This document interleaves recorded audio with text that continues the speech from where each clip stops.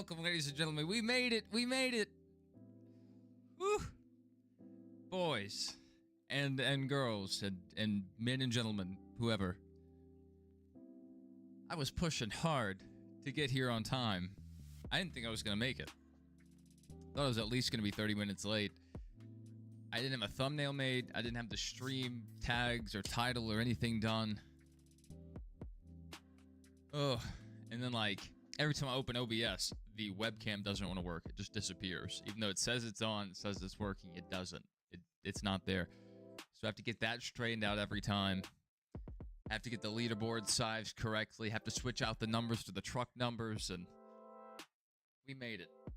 We made it. Congratulations, ladies and gentlemen. My dog came through here and like got wrapped up in the power cable of one of my laptops, and that fell apart. That was wild. Let's see here. Good to see you in here early, Dark Side. Jason King is dead. Jordan, please let there be a flip tonight. That's a wild thing to wish for. Flips are cool. As far as danger in a wreck goes, I would rather see someone flip than hit the wall head on in the quad oval. This track is, I think quad ovals are extremely dangerous. The angles that it puts you at, you can have some nasty crashes here at Atlanta, at Charlotte, anywhere with a quad oval.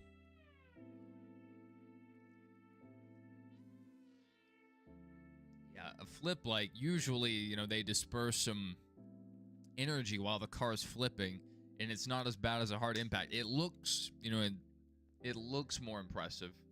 Like, wow, a flip.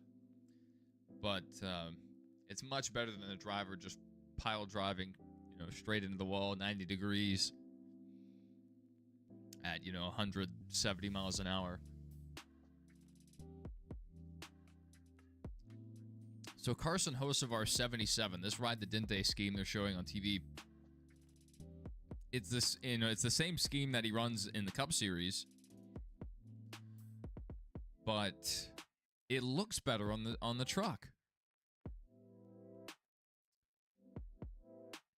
We'll see if Hocevar can get it done. Who else is in the field? Kyle Busch. I think Hocevar pushed Busch or helped Busch to his win at Atlanta earlier this year, I believe. Or at some points they worked together. I think Kyle at the end just went into business for himself and got it. That was a good run from Kyle. We'll see if he can replicate it here. Kyle has plenty of wins here at Texas. I don't know. We'll see if they're speeding that 7 truck.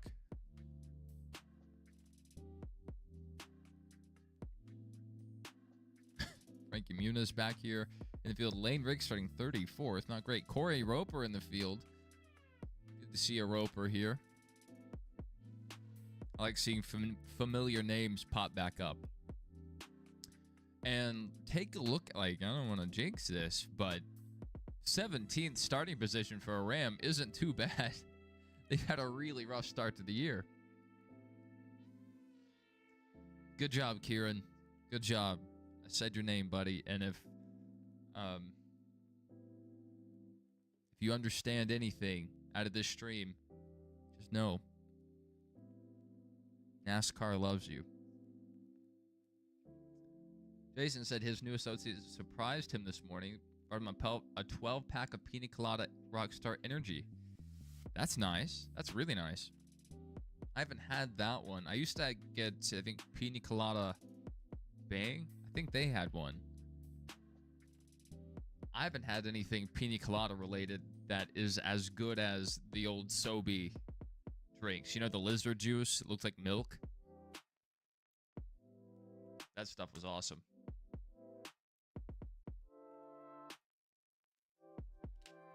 Yeah, I went and looked at my sister's baby. I didn't carry it or touch it, because, you know, I don't do that with babies. They're very breakable, and I don't think I would drop a baby. But there's a non-zero chance. Like, there is a chance that so I'm not, it's not my baby, I'm not touching it. It's a Cute baby. It was like 6 pounds. It was small. Really small. And we were there. And I thought we were going to be there for like another 20 minutes. But things wrapped up suddenly. And I made my way across town quickly. Expeditiously. Got the thumbnail made. And boom, here I am. Yeah, Sobe was good. Sadly, Pepsi killed off Sobe.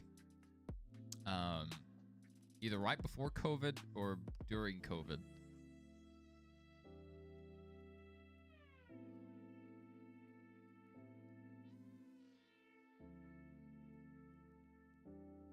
Saying compared to your kids, King, that was a small baby. You guys had big, strong babies. Yeah, I'm officially unk status as of yesterday.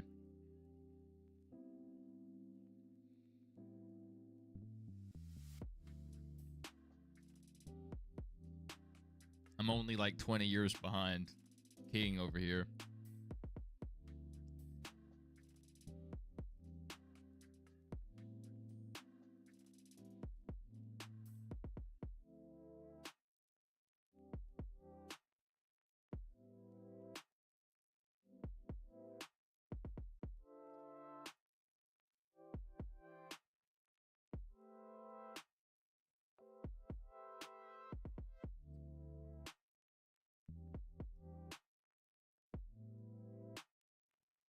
That Dr. Pepper's so good. I thought he was a lot bigger.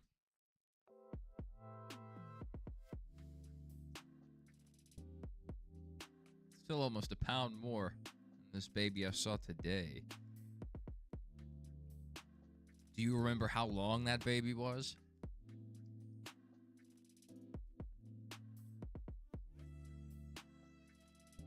Yeah, you're gonna have a massive kid. I want so badly for Oliver to grow up to be 6'5" and, 220 pounds, 240 pounds, whatever. That way I can just go watch him play football. I love watching. When I'm invested in a football game, like, I don't go to high school football games because I don't know anybody there. I used to when my cousins played, but 21. So yeah, an inch bigger than this baby.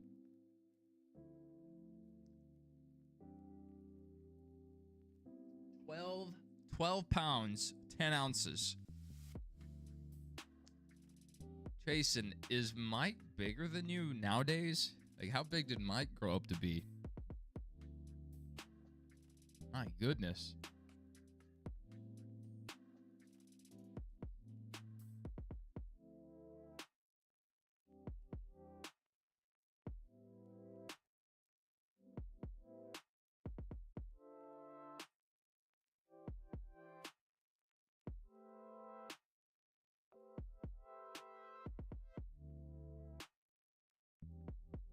Serious? I ordered the. See, I'm having a lot of trouble with package of shipping lately. I ordered this product like a week ago, and I just now got a tracking number today, which means it's probably not even on the way yet. No excuse for that. All right, green flag at Texas, by the way.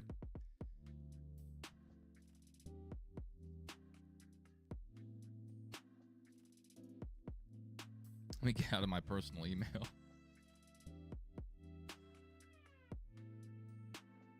Scroll back up. So Texas, half of the track is really good, and the other half is miserable. So, like, you'll see guys get really good runs out of 3 and 4, then they go into 1 and 2, and it just kills it. Mike's only 6 foot. He used to weigh 450, now he's 225. He's lost a lot of weight. That's a ton of weight. And if you're an eater, if you just have a massive appetite, it's hard to lose weight.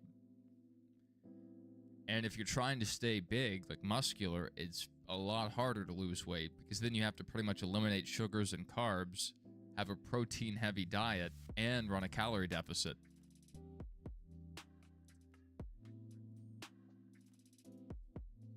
and you're still going to lose some muscle in the process. So Ben Rhodes out front at this moment.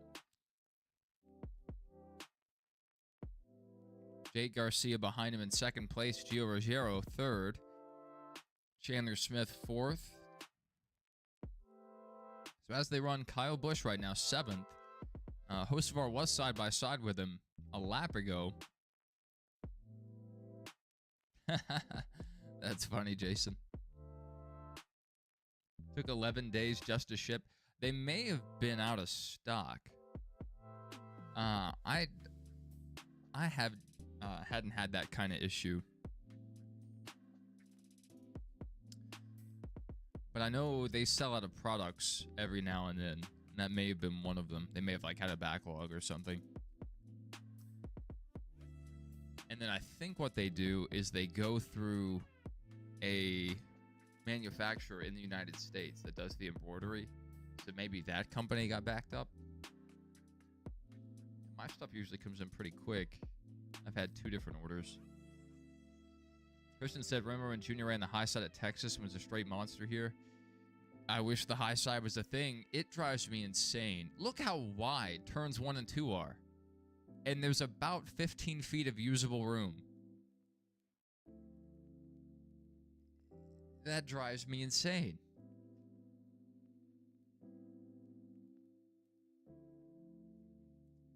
It just doesn't make sense. You have all this track, and you're going to intentionally knock down 2 corners so you can have a unique racetrack. Ruin the racing. Have to artificially fix it with PJ1, which did not really help the NASCAR racing out, and it pretty much ruined the IndyCar racing for years. And now they don't even run here.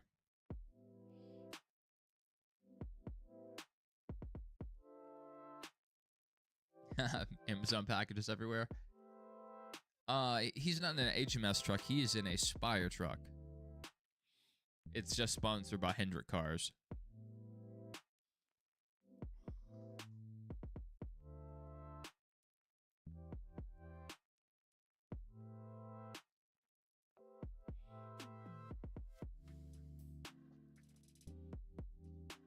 Yeah, they must see some kind of massive return on investment from these sponsorships because, I mean, they run a Cup sponsorship. Some weeks they're sponsoring 3 different cars in the O'Reilly series. And then, you know, sometimes a truck here in the Truck Series.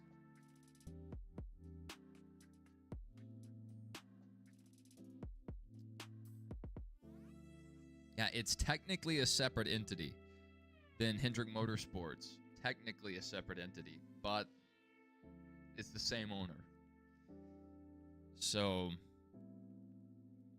because people have asked, Kyle Larson, people have asked Rick Hendrick, Jeff Gordon, like, cannot Kyle Larson just not find a sponsor? Like, is he not good enough to find a sponsor? And it's like, no, we've actually made the decision to sponsor him full time, or pretty much the full season, in the Cup Series, because when they ran the initial Hendrick Cars schemes, they weren't going to be the primary. That was just a temporary thing. And from what they said, they claim they saw such a massive return on investment, more interest, more people calling and more people buying cars, that they just kept the sponsorship. So, good for them if that's true. Christian Riley says his Fords look good tonight. Hopefully they can get their first win at Texas since Biffle. Yeah, what manufacturer did Biffle drive for when he won here? Was that 19?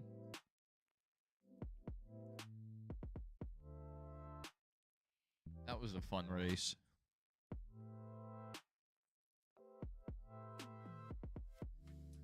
Found on road dead. That's what Ford stands for. Shay, good to see you, man. So I follow Shake on Twitter, and we both watch White Boy 7th Street. That's how we found each other.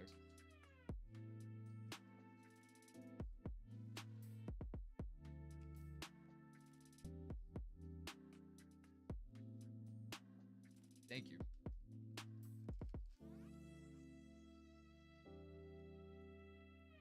Yeah, I have several hats. I almost wore the red one because you can hardly tell a difference on camera. But this one's red, this one's orange. The yellow one. I have the blue one. I want a green one, even though it would freak out my green screen to wear during the O'Reilly races. Yeah, white boy. At some point, I'm not sure if he's already been, but he's going to be on a Mr. Beast video. So I'm excited to watch that. I hope he does well.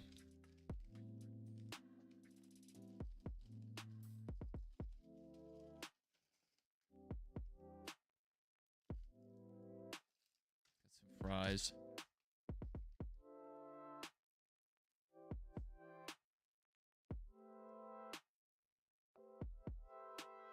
We're under full screen commercial here. Green Flag Racing.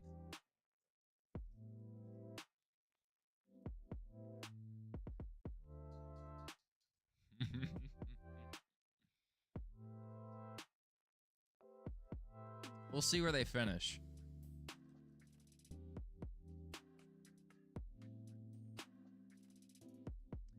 Texas seats so many people that the stands look, kind of sparse. But because it seats so many people, there's actually a fair amount of people there today. I had tickets to go to Texas one year for an IndyCar race. Didn't end up going because of weather.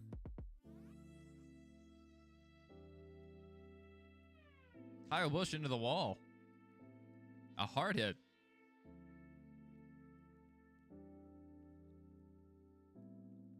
I don't know if that's going to cause any aero damage. These trucks still have sheet metal bodies. That could be an issue.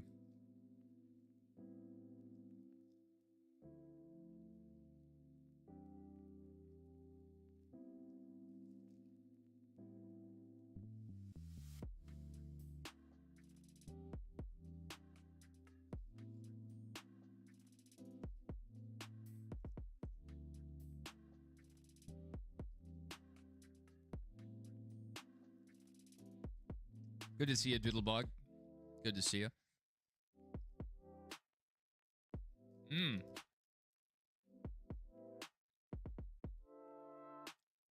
Kyle Busch's day is pretty much over.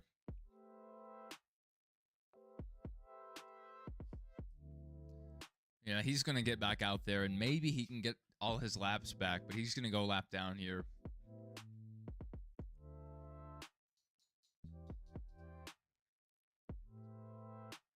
And I'm not sure, what kind of handling issues he's going to have now. Yeah, it's not looking good. I thought he would run well, like top 5, at least top 7. But after that, I just don't have any faith in those Spire trucks. For whatever reason, a lot of times will have mechanical issues or, issues with strategy. It's just things don't work out for them. We'll see. Ross is in the field as well. Those Nice trucks definitely don't have the pace they used to.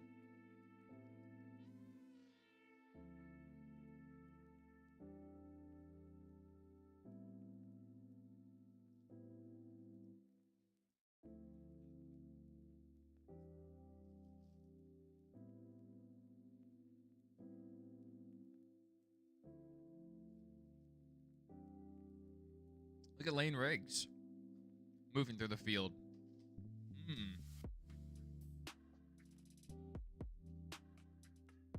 Lane Riggs looks pretty good right now. That one truck, we know that one truck has pace normally. Brandon Jones, pretty experienced driver, coming back down here and running the truck race. We'll see if he can do well. Have our Ram trucks here. Clearly, that team just hasn't figured it out yet because they're all running close together, which tells me that's about how their trucks can run. You know, you put prime, you know, Tony Stewart in there, and he may just be, you know, might be able to get a few extra spots, but that's not a race-winning truck. I don't care who you put in it. We're running a 30.7, and the Ram trucks are running 31s, 32s. Not good. Christian Eckes real loose.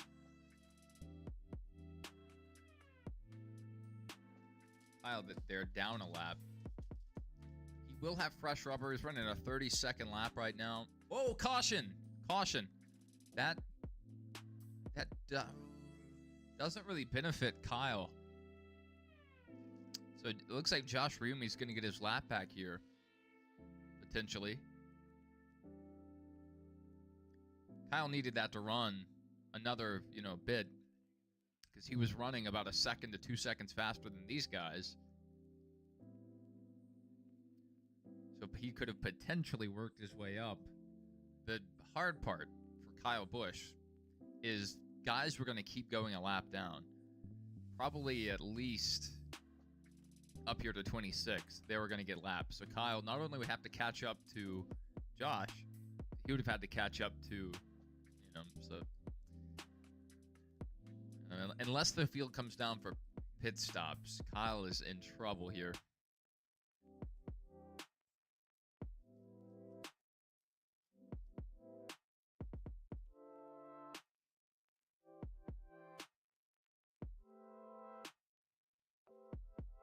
Yeah, I mean, baseball pitchers, I mean, you could say the same about catchers. Which I'm not saying they're not. To sit in the devil squat like catchers do for, you know, a few hours, pretty rough. And not easy on your knees, up and down all the time, up and down. But yeah, I mean, obviously compared to a track and field athlete, compared to a football player, a basketball player, racing may not be as physically impressive because you're just sitting in a car turning, but it's a lot more than that. And I think he was just talking about race car drivers in general. I know the NASCAR guys took offense to it, but go to an IndyCar race, go to a Formula One race, even NASCAR to road course, and tell me what they're doing isn't impressive. Especially days where it's 150 degrees in the car, 140 degrees, whatever it is. Heat suit fails, so you have boiling water around your body, basically. If so much can go wrong, power steering goes out. There's a lot these guys deal with. And I think it was Spire that offered to... I think maybe it was Front Row. Front Row offered to take him around the track, a ride along with one of their drivers. Maybe wrong on that. It was one of the teams offered, and he hasn't responded yet. So, and I think a ride along might change his mind, but I think he needs to get behind the wheel. And need to get the NASCAR experience cars out there, have Stephen A. drive one of them, and have a Cup guy drive another car. And just show him the difference between a guy who can get around the interstate and a guy who can get to victory lane.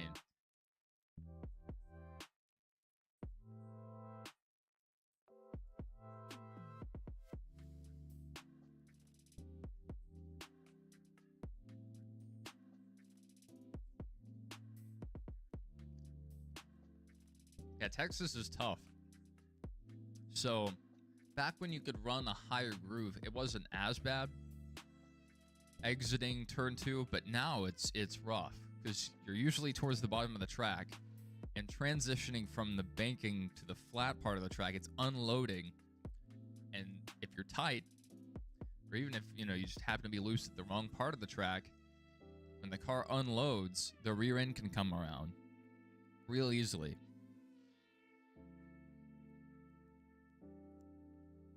Back when you could run a higher groove, you could exit kind of at a safer part, you know, arc it back down the track, but can't do that now. Corey the Joy down here. Getting work on the right front, under the right front.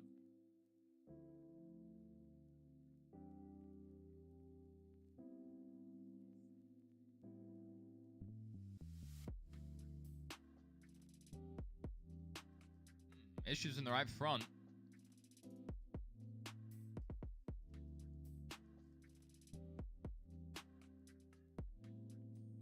It was front row. Yeah, I said Spire, and I was like, it wasn't Spire.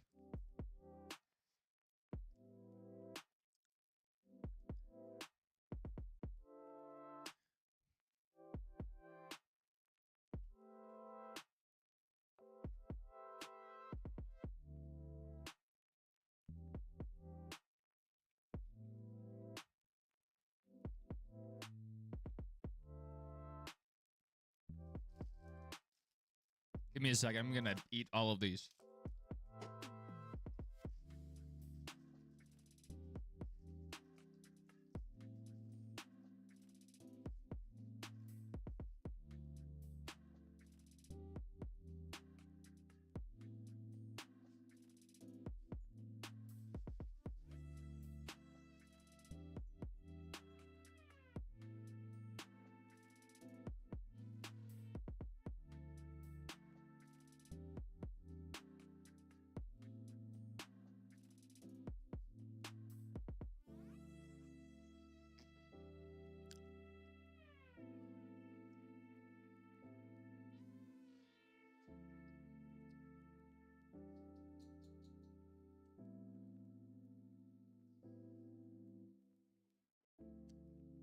So yeah, after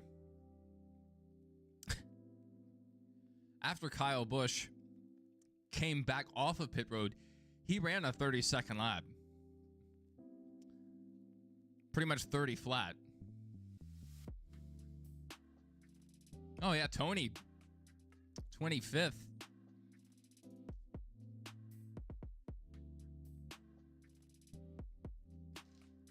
Not a bad run, really, so far for Tony Breidinger.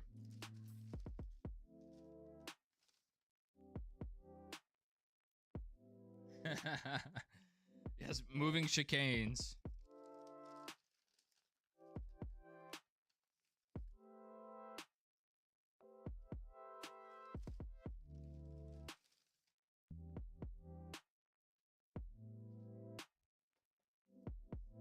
So Jake Garcia came down pit road there. All right, Jake Garcia with a huge loss of track position.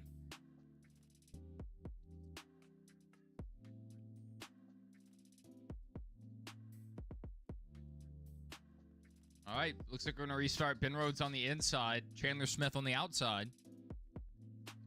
Hocevar is up to 4th right now.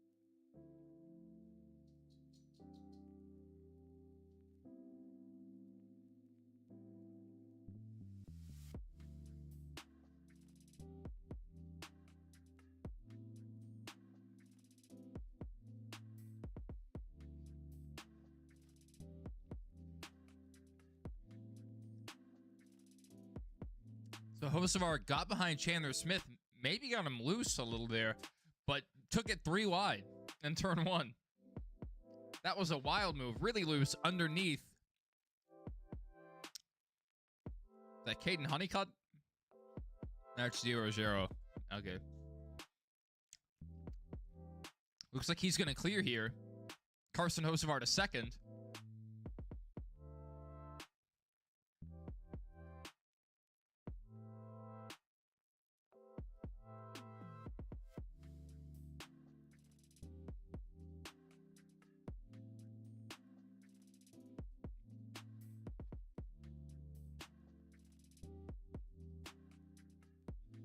That was almost a really bad move.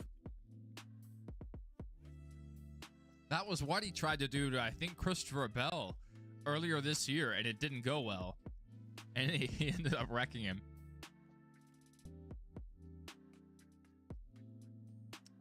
It looked almost identical to that exact accident.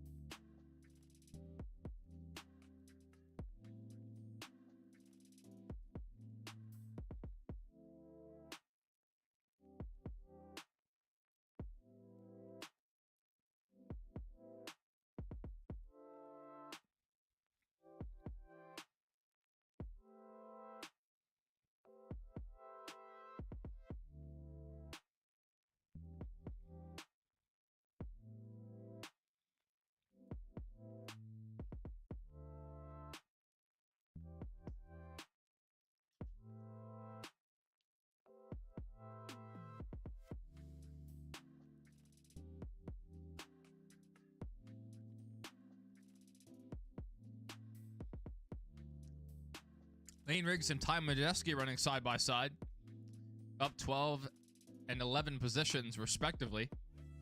Kligerman up 12 positions also.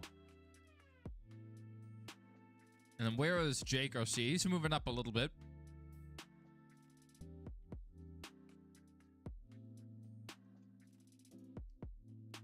Yeah, I agree with that, Christian. I like the exciting moves. I like the personality, but kind of like with Corey Day, you can't take other people out of their races. You know, you can wreck yourself like Kyle Larson all day, and you might get called a choker, whatever, hear that, you know, whatever. But people don't get mad at Larson for ruining other people's days. You don't see that a lot. But with Corey Day last year, he'd be fast, but then he would take out other guys. And Hocevar, it's not as much of like he makes a mistake and takes someone out. It's he makes a move that probably shouldn't be done. That was a really risky move there on that last restart, but it worked. The leader, seriously, Ben Rhodes? Seriously.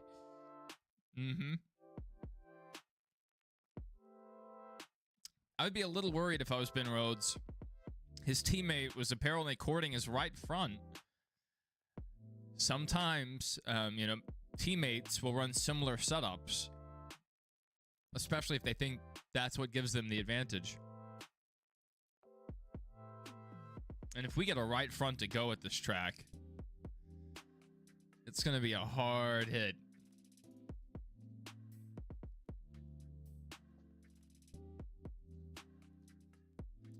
All right, Hocevar's trying to get a run here. Gonna follow him really closely through 3 and 4. 1 lap to go in the first stage. Hocevar wrapping the white line. Washed up the track there. Ben Rhodes probably gonna get stage 1 here.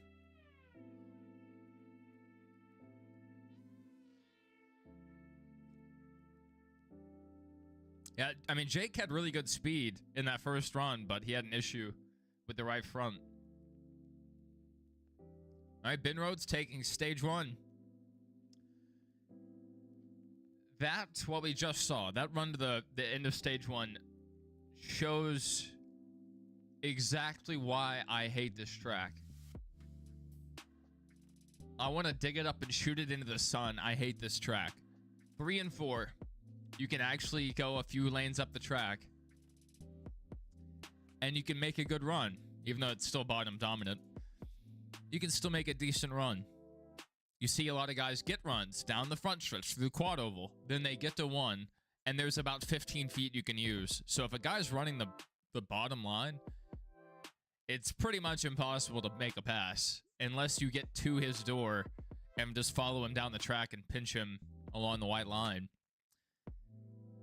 Even the IndyCar drivers, with all the extra downforce they have, they weren't even really able to make a higher line work here. It's a shame Indy doesn't race here anymore, because the cars were just starting to adapt to or the track was starting to adapt better to the races. They had like 2, sometimes 2.5 lanes. Jimmy's first race at Texas, Jimmy Johnson, his first race there in IndyCar was really fun to watch because he's used to oval racing, multi-lanes. And so even though he started pretty far back, he was passing a lot of guys throughout the race along that outside line. And by the end of the race, more of the veterans in IndyCar had started running that line too.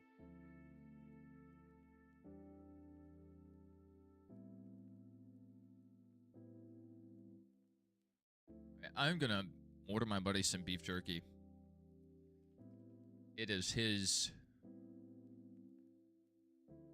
birthday coming up soon.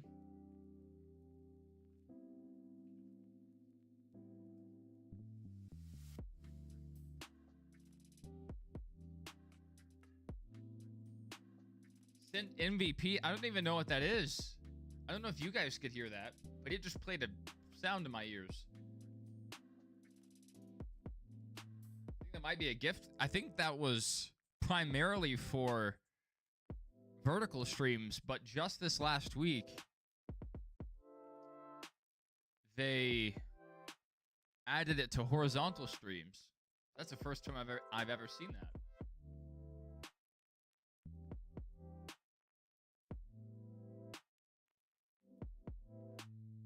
I'm gonna start a poll in the chat.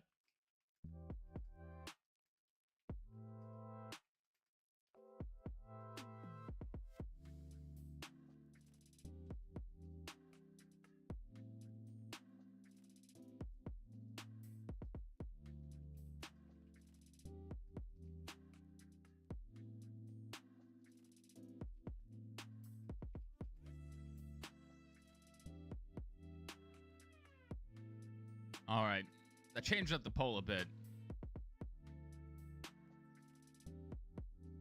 Will a full-time Truck Series driver win today's race?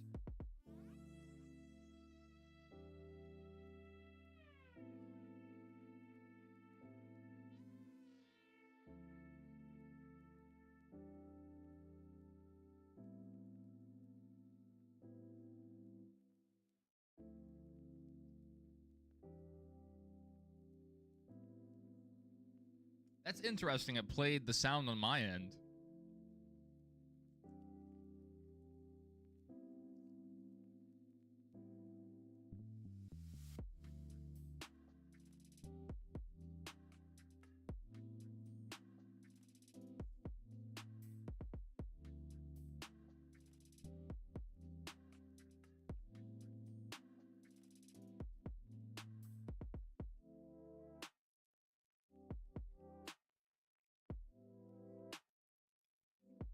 So I'm going to shout this company out here.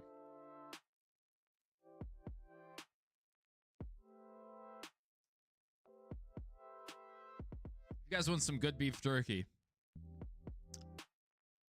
Malaysia Beef Jerky. It's in Chinatown. Right here, right in the middle of everything. The other thing, Scent Butterfly for 450 joules. Right now, no's are winning the poll. Will a full-time driver win today's race? Malaysia Beef Jerky. Good stuff. They make it on a grill right inside that window.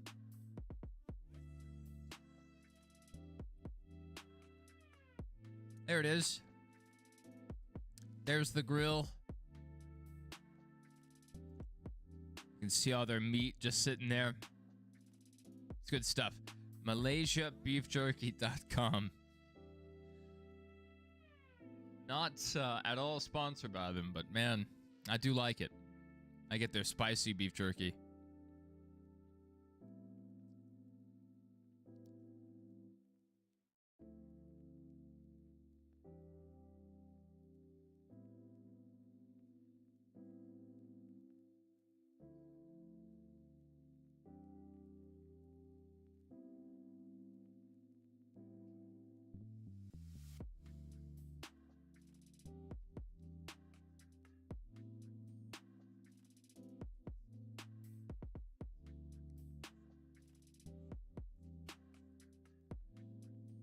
It played a sound when you're in? Nice, nice.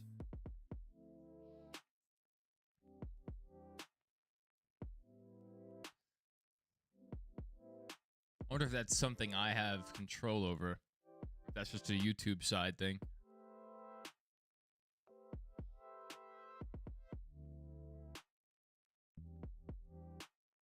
Osvar was making a really strong run at it there. It's going to be hard to beat him.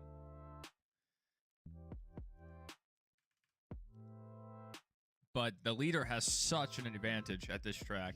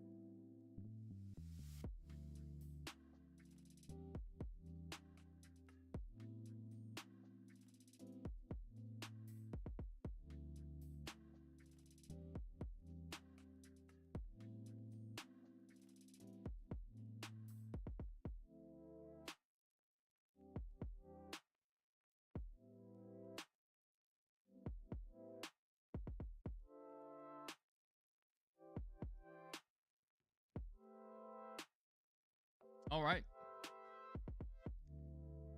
Comparing Cletus to Dale, I mean, I can see some ways you can do that or make that comparison. Partially the popularity.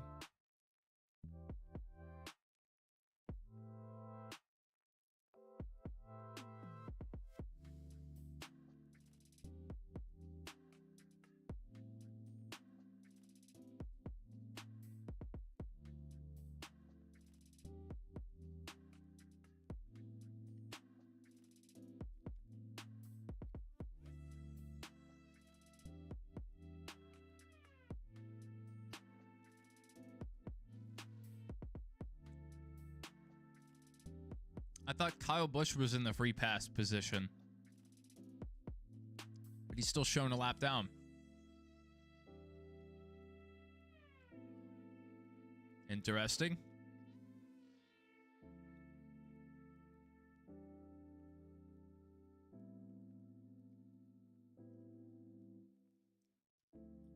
Ross back here in 15th. Cole Butcher, 17th. Little Cole Butcher update. Kligerman restarting out front. I don't know if he has the pace to be up there with those guys. Yeah. Jones up here. Kligerman. Chris Wright up here on old tires. Ty Lane.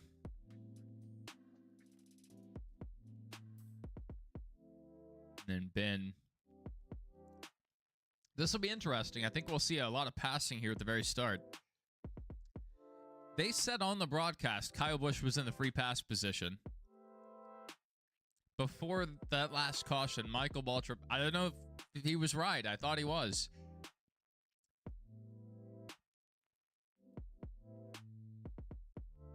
So something may have changed in the last lap. I don't know.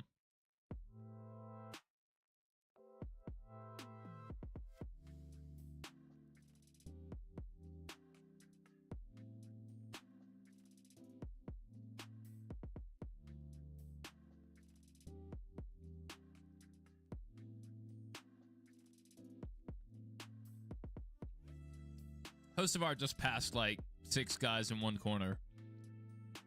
If not more. It might have been 8 cars. It was several. Took them 3 wide on the restart.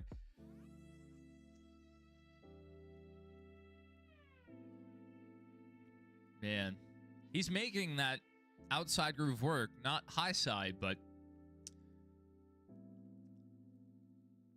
he is a little higher up the track than everybody else. Kind of that lane and a half that the IndyCar guys could run.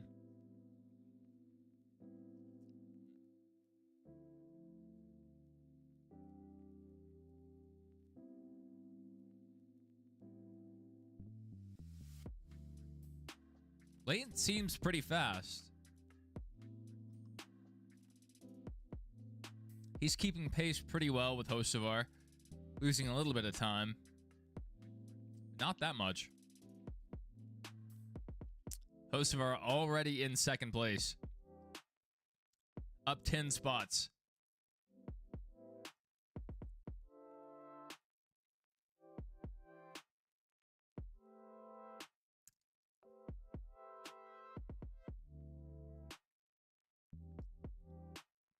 Ross up 6 spots. Oh! Cole Butcher. We just did our Cole Butcher update.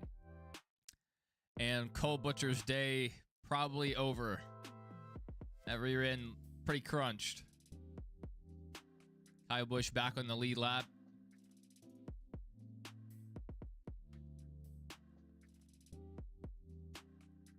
I don't know if they can get that one going again. That's a lot of damage to the rear end.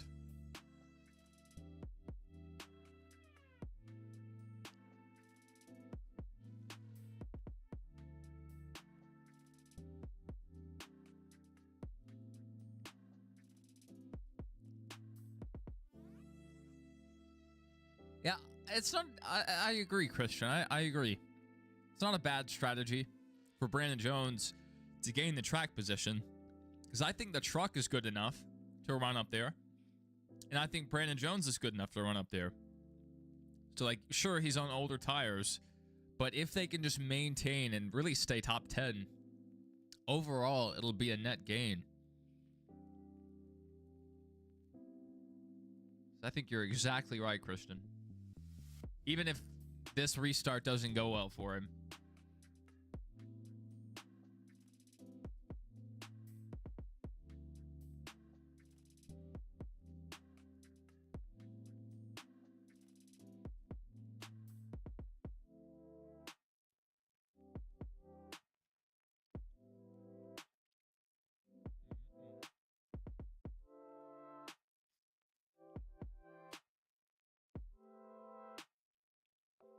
Dude, there's so much lore behind this Liberty Mutual commercial.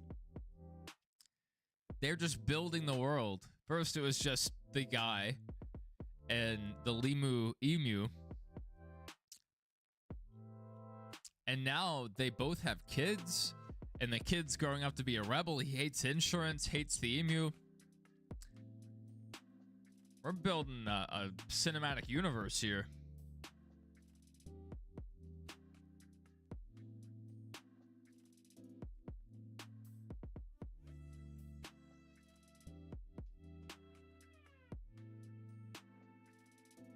And the Liberty Bibbity guy, he's had his own storyline play out.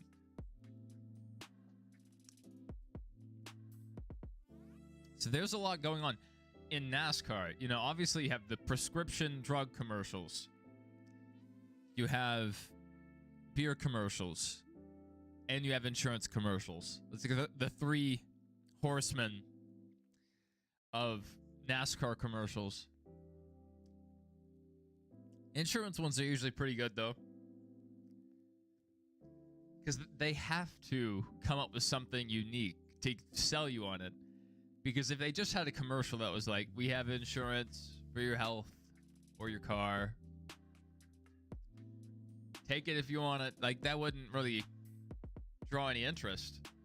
But everybody knows Flo from Progressive. They might remember the Allstate guy. Are you in good hands? Or the forget that guy's name. The guy who says like I'm chaos or something. That guy. The Gecko, the General. And then Jake from State Farm. I can't miss him.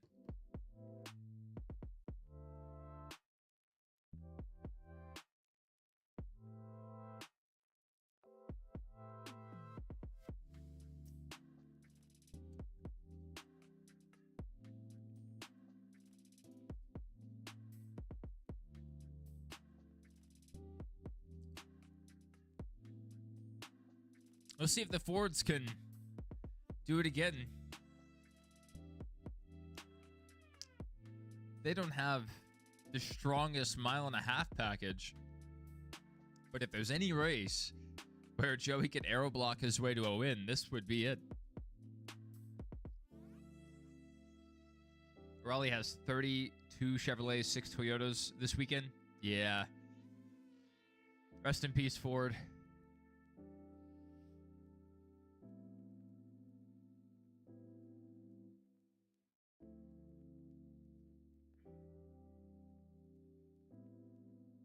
Christian said he picked one of these 6 Toyotas to win tomorrow in preseason predictions.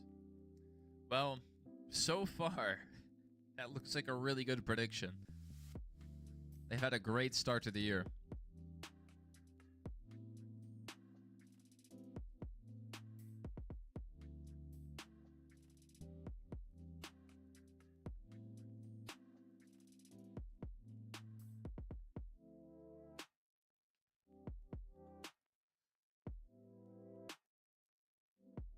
That is an interesting choice of facial hair for Joey.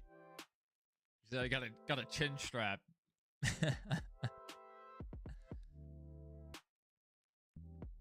It's unfortunate for Ford. Yeah, they're just kind of down right now in the O'Reilly series, and then in the Cup series, their car definitely needs an update. And allegedly, they're getting one next year. So Chevy may have a new body next year, but they may wait until 28 when the Camaro will probably actually go back on sale. And Mustang will be going to the whatever the new dark horse is.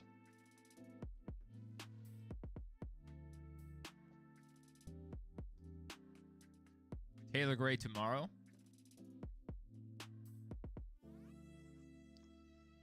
Yeah, I could see Jones being pretty fast. Their 1.5 pace looks really good, and Jones was very confident.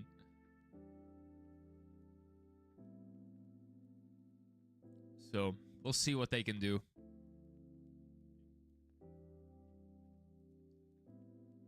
It's so hard to pick anyone other than the junior guys and the Gibbs guys in the O'Reilly series.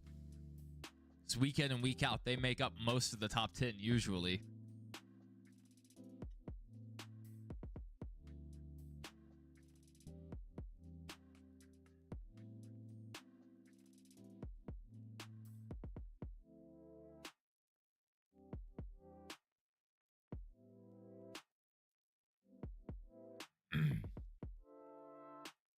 So Eka's power issues. Uh-oh.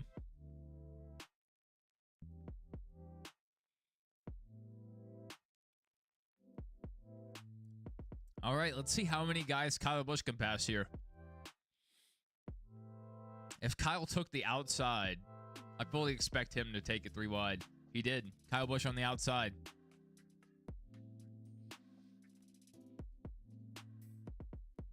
I saw it, Stacy. You can't delete it. You can't delete your typo. I saw it. So 75%. I think we have 4 votes right now on the poll. 3 people think that a full-time driver will not win today's race.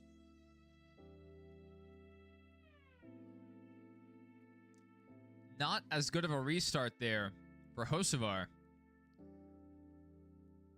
Lane Riggs moving on up.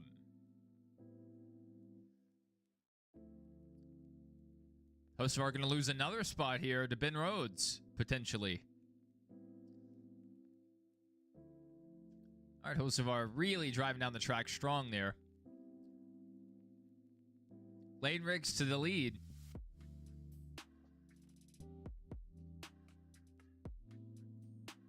These guys are all over the track right now.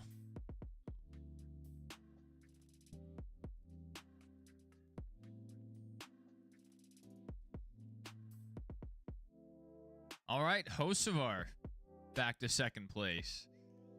And Lane Riggs going to lose out on a few spots here.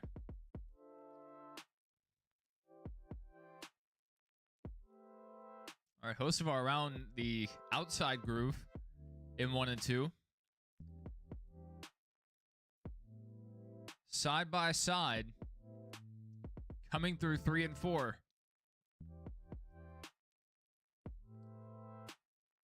All right, Hocevar led that lap. Ross Chastain up here. He was just in 15th. All right, Hocevar to the lead. Get the leaderboard back up.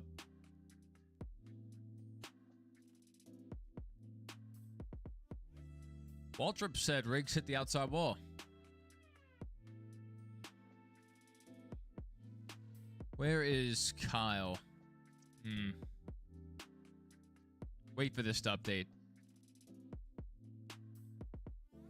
He's actually 24th. I would have thought he would gain more spots there.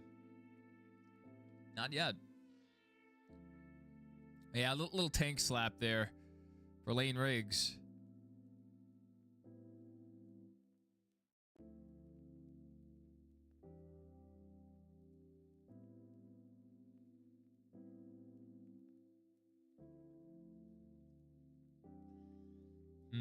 Sure. Christian said his picks for this weekend are looking great. Kyle Busch problems in this race. O'Reilly, Taylor Gray problems in practice. Cup, Ryan Blaney to be determined. We're about due for a Blaney win.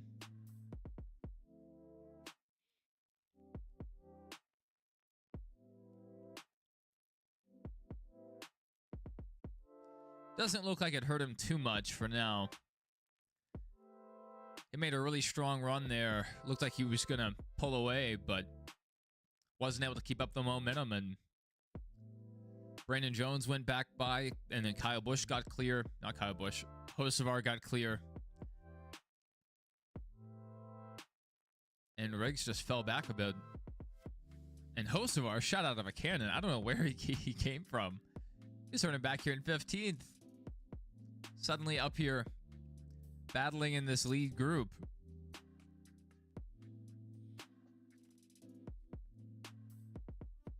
All right, Kyle Busch up to 22nd.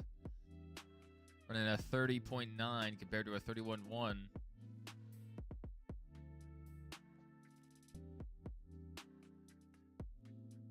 So I'd be surprised. Couple laps, Kyle Busch back in the top 20.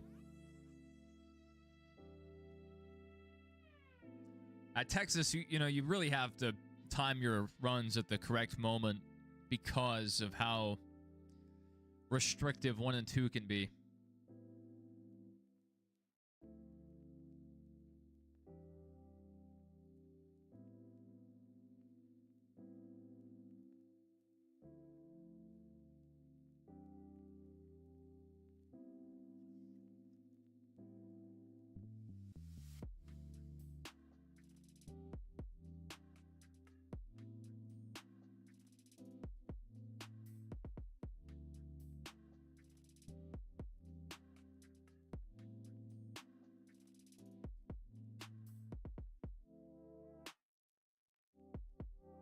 All right, side by side for this commercial break.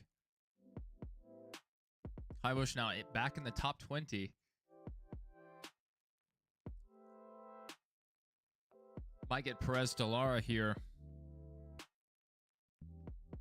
shortly.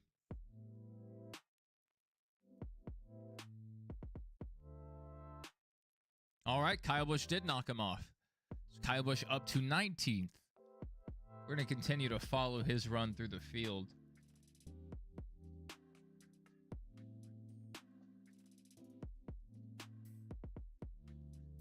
Man, I know the 88 team didn't have much pace last year, but I just would have expected more from Ty. I think he's a decent driver.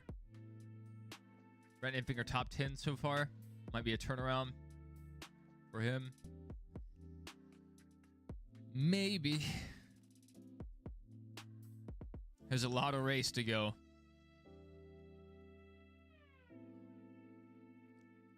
I almost hate highlighting guys when they have good runs because it seems like sometimes as soon as we mention someone, they have an accident.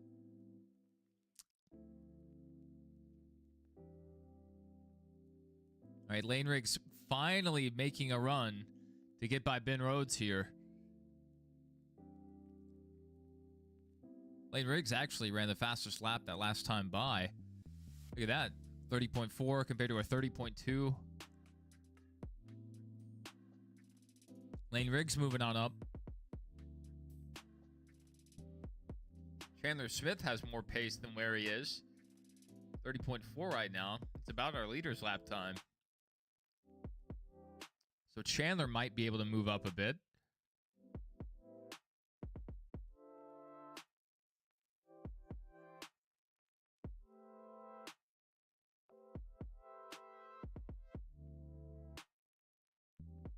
Yeah, that was a great strategy for Brandon Jones to stay out there. Right now running in 5th, especially on fresh tires. I mean, they have a legitimate shot at a good finish, if not the win.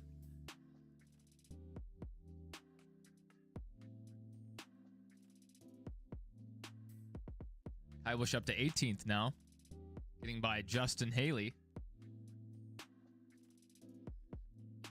And let's just watch this gap. Lane's closing in. He's cutting that gap.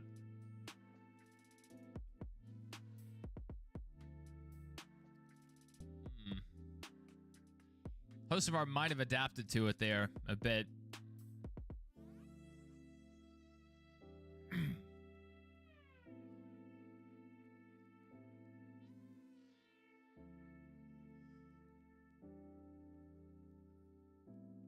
Yeah. I was kind of surprised by that. I thought more people would vote yes.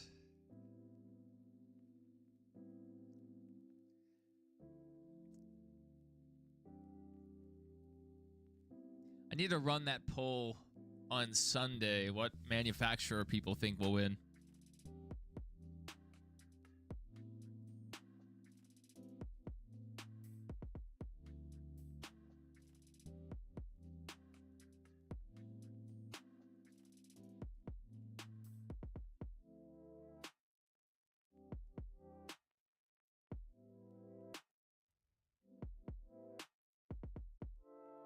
Ooh, caution is out.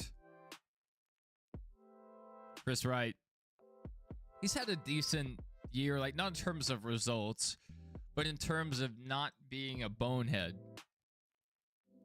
Because he was doing some bonehead stuff the last couple of years, but he's cleaned that up. Big hit there for Chris Wright. Was on our lead lap, 22nd.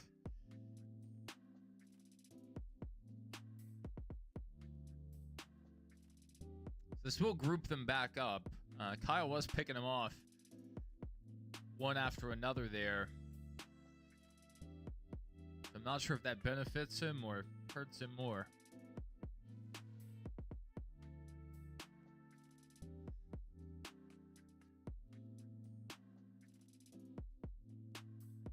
I don't know. If you're Kyle Busch here, do you pit? Or do you stay out and try to get track position? Like, this is interesting. Could try to flip this stage. But if the leaders come down, I mean, do you follow or do you try to stay out and make a Brandon Jones type move?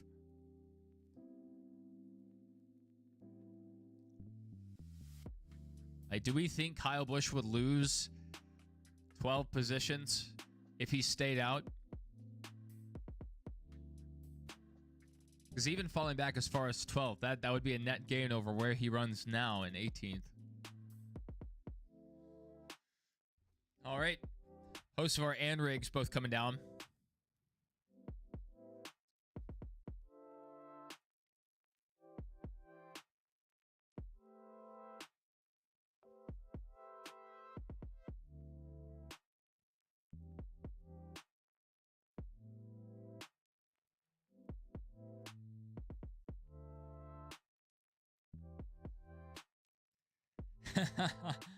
That's exactly right, Christian. It's 2018 all over again. All over again. Except this time Ford is not doing very well.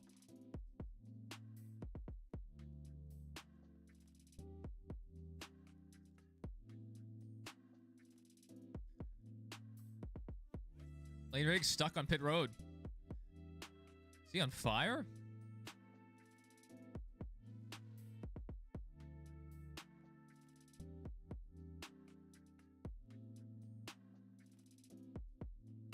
No, so I'm not sure what that smoke was. There's a crew member in the car! There's a crew member in the car with Lane Riggs. They need to just keep the crew member in there and just see what happens. I'm sure that wouldn't be a safety issue. Oh my goodness, Lane Riggs' day. Oh my, they got to get it now or it's over. Gonna lose a lap. Like, he'll get his lap back most likely. But man, they're just gonna put some tape on it. Crew member barely got out in time.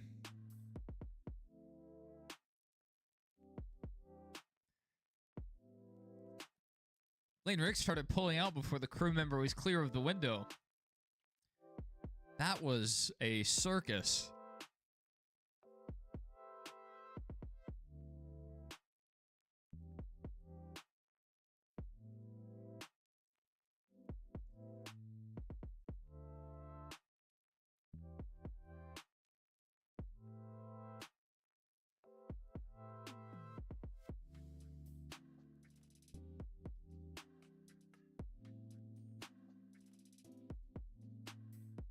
Crew members back in there, climbing back in. Oh no, this is a replay. I just had a grandmother moment. My grandmother used to see replays of wrecks, and we would have just watched it happen. You know, very recognizable. It's like Dale Jr. involved, whoever else. And when the replay would come on, it's happening again.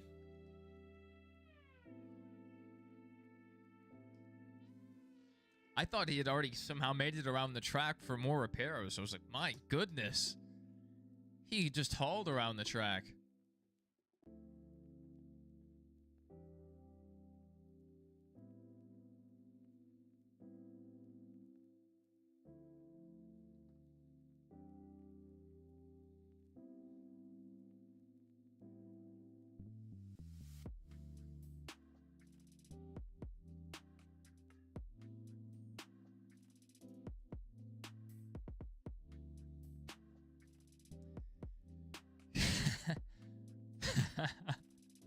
That's exactly right, Christian. That is an interesting challenge there for Lane Riggs. If he was able to, you know, make his way back towards the front, it's going to be harder to block without, you know, just following your spotter's directions. A lot of that window's blocked off.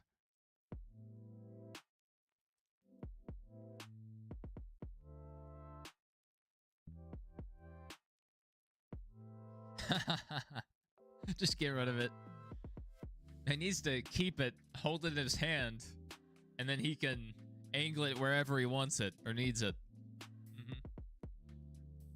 All right, so this time, Lane Race is back down, getting repairs. Not a replay this time.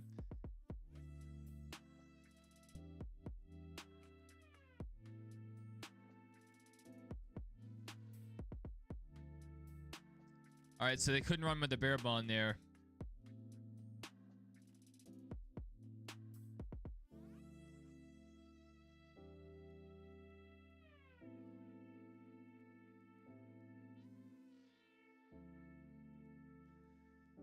All right, he's gonna restart probably at least half a lap down here. He's still on pit road, and they're coming into turn 3 right now.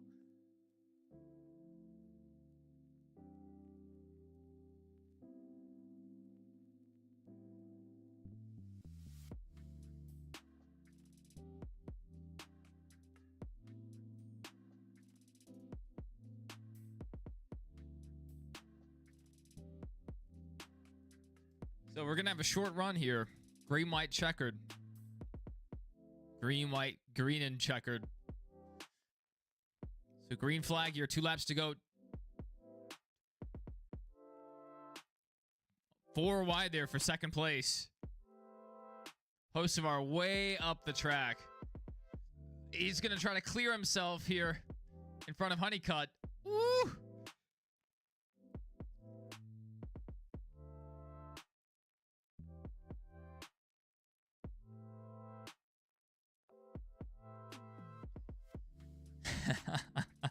Jamie Little actually had a good call there. That was pretty good. If that was the end of the race, that would be impressive.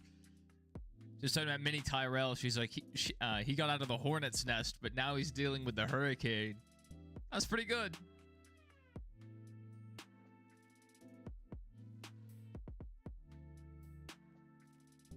I don't think Jamie Little's done a bad job today. You know, sometimes it's rough. Today hasn't been terrible.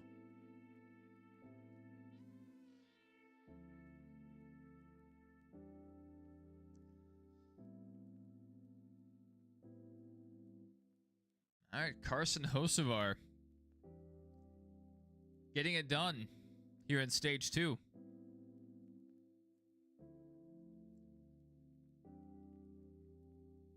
Machine Gun Kelly is taking on Man vs. Wild. Interesting. I guess that's an interesting premise for a TV show, putting celebrities in survival situations.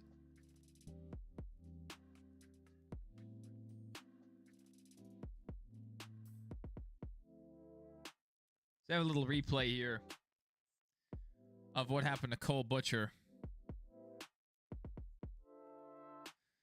Rear end just steps out on him there and not able to catch it.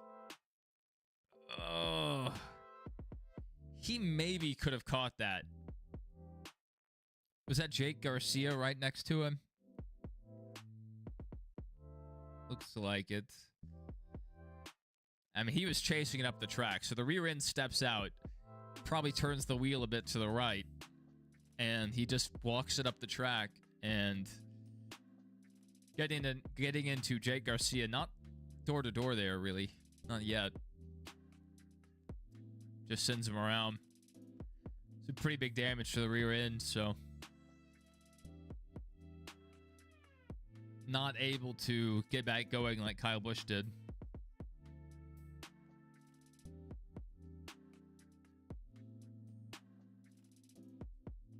Man, that's a pretty awesome camera angle. He was just walking it up the track. So when he makes contact right here, you can see his wheels turn to the right. He's still driving the truck, trying to save it. Man.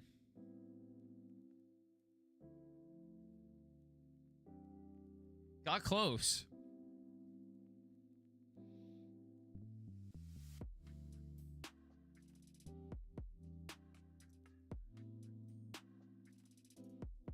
All right, Dawson Sutton, Mini Tyrell coming down.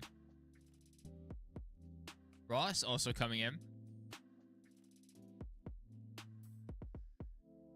How do we run right now? Bush currently scored 16th. He's going to gain a few spots here.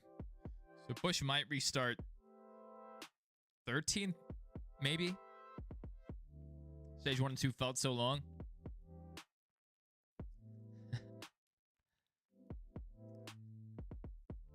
So yeah, only been about an hour. Maybe like an hour 10 since we went green.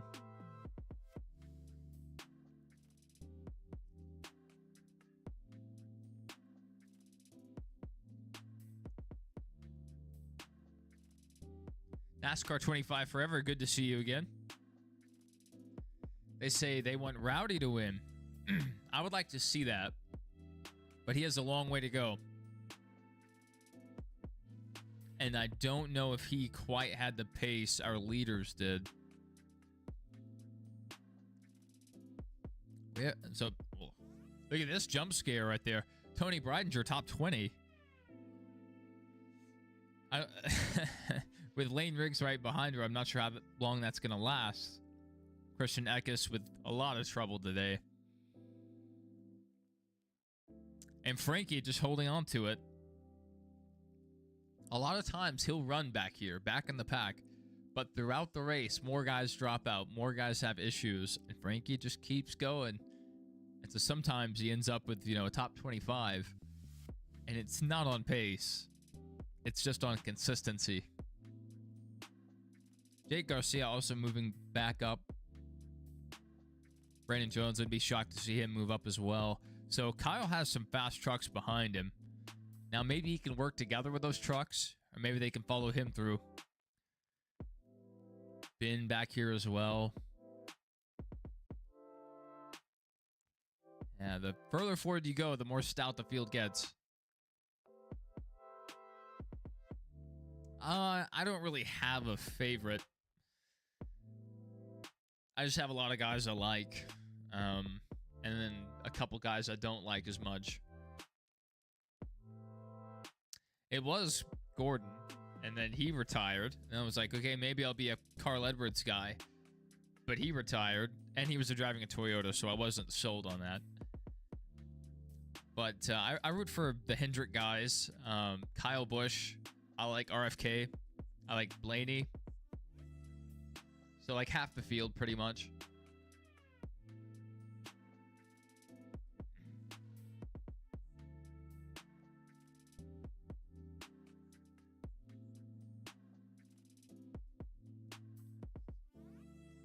It took her 1 year, one Daytona, DNQ, and a Rackley 27 truck, returning to look competitive.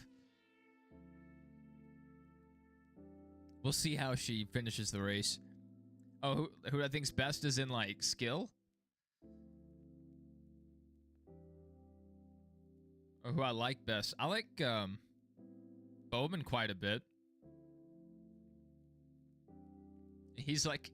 Bowman is an interesting choice to root for because you have the advantage of Bowman having a Hendrick car, so he has the potential to win, but it's the 48, so it's like the worst Hendrick car. He's kind of like an underdog. It's a weird mix. Great equipment, or what should be great equipment, but the underdog driver. 30, best, as in skill? In the Gen 7 car, it's probably Ryan Blaney, considering he has the most passes by a huge gap. He's just not up there every week because, Ford's not that strong. In terms of younger guys, I mean, Reddick is obviously a good pick. I think Bell is really good.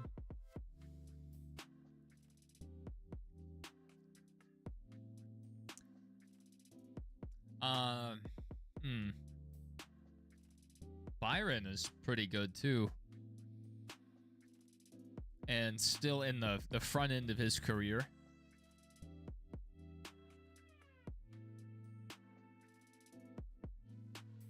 Yeah, Joey's good, yeah. Yeah, I'm not a huge Joey guy. He's he's really good with the fans outside the car, but he puts on the helmet and he turns into a jerk. So it's a little back and forth there, a little give and take with Joey.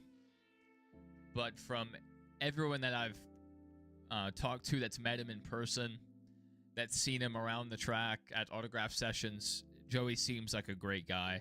And I think he won the fan engagement award, whatever that was, last year. So Joey gets out there. And another guy who's great with the fans that some people don't like is, or didn't like, Brad Keselowski. So maybe it's just a Penske thing that they have better outreach, but you know, you can be the best driver in the world, but if no one's going to pay to watch you race, then it doesn't matter.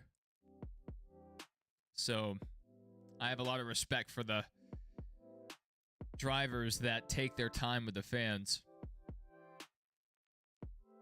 My only interaction with Chase Elliott, my only notable interaction, would be when his golf cart almost ran me over. You bought a Chase Elliott hoodie today, got it at Goodwill for $5. 24 Chase Elliott. That's interesting. That's a good find. That's a good find.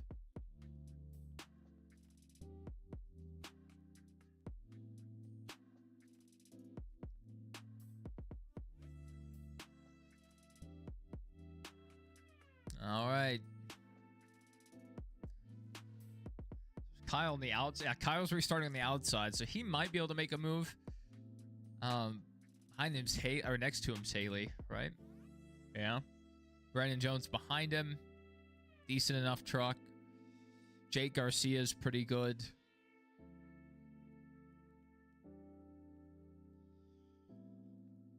The lane rigs back here at 28th. We still have about half the race to go. A little less than half the race. So he has time to move back up, but he has got to be expeditious about it.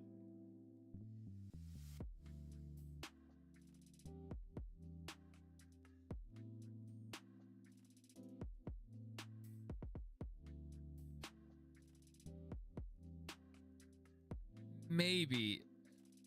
From what I've heard from some of the owners, the Truck Series, it's hard to break even on in terms of money. What did you miss? Lane Riggs issues. Looked like he was going to battle for the lead, but then his rear window tried to blow out, and so he's lost all his positions on pit road. Kyle Busch got his lap back, been working his way back up. Chastain went from like 15th to 2nd on the last run. So a lot of movement. Tony Breidinger, top 20 right now.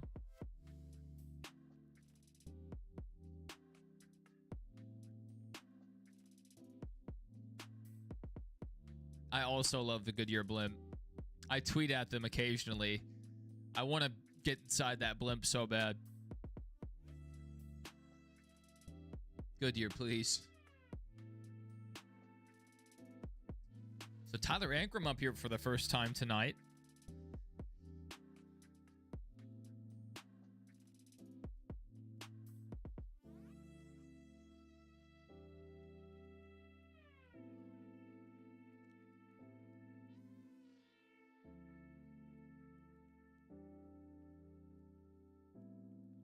Clearman creeping up. I like Parker a lot.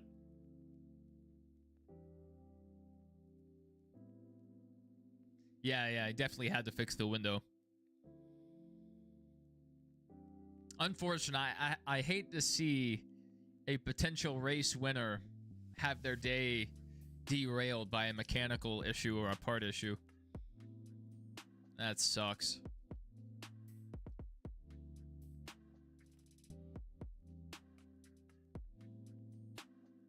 Busch and Majeski running really close. Busch trying to get by Majeski. Lane Riggs moving through the field here, already up 10. He's probably going to run down Kyle Busch on this run. Perez Delara, is that him falling back? Yes.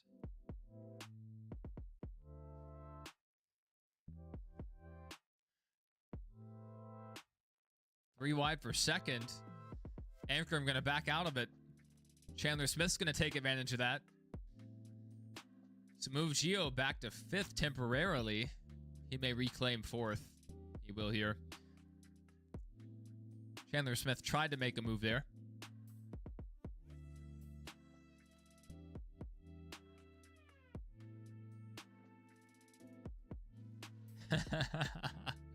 That's an interesting way to look at it, Christian. That's not a bad thing. You almost blew out the window. That's a good thing. Man, lane's moving. Kyle Busch up one spot since the restart. Not great. 30.2 though, that last lap by. That's faster than some of the cars out of him. Ty ran a 30, almost a 30 flat. That's really impressive.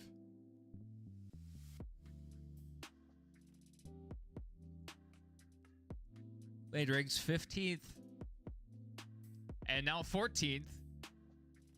Lane Riggs is moving.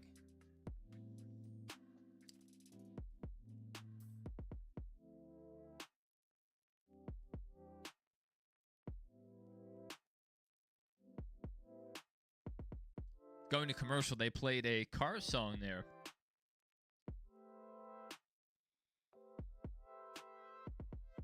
Not Cars as in the movie, Cars as in the Cars.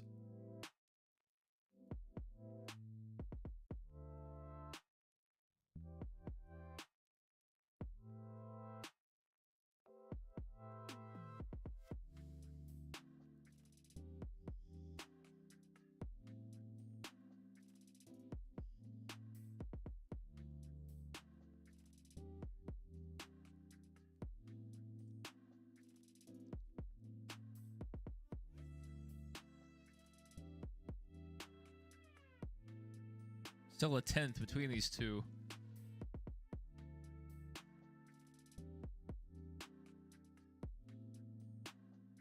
Yeah, just a 10th separating Kligerman and Busch. That's close.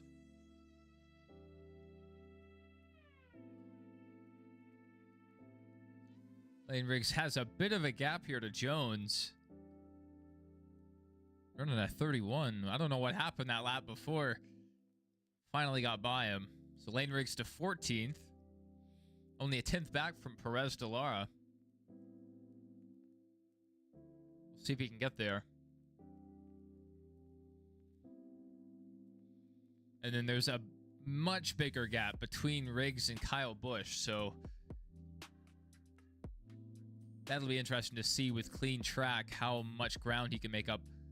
Busch going to get by Kligerman here.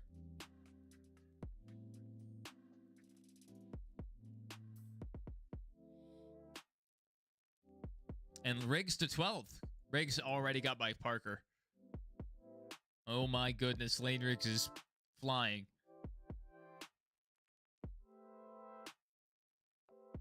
They're running a 34, okay? A 30.4 in the lead. 34, 34. Parker, not Parker. Lane Riggs 30.5. So a little slower that lap. I took too long, and he ran a slower lap in the time it took me to say it. The lap before he ran a 30.2. So at times, Lane Riggs is faster than our leaders. And let's look at this gap. It's over a second between Busch and Majeski.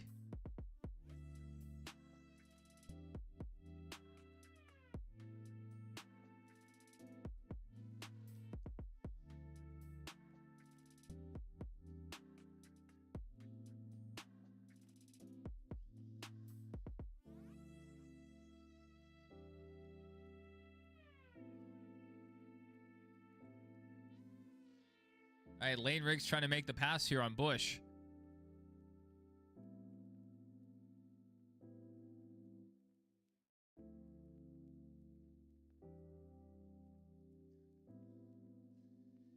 Yeah, it's going to be close. I feel like, especially early in the run, it's just whoever has the run. But the longer it goes, the harder it is to run outside your normal line. It's a little easier to block later on.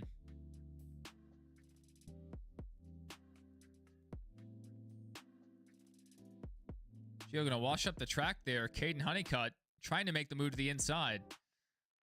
See if he can keep the momentum here. Almost clear. They both drove it in deep. Gio got really loose there. So move Caden Honeycutt up to second place. He was running faster than our leaders the last couple laps, so he may have a little more sauce.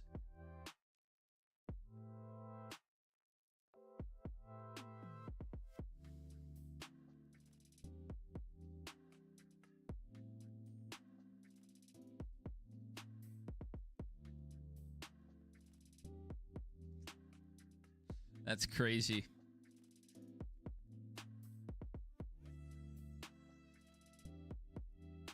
Legos are glitching on Cole's Instacart.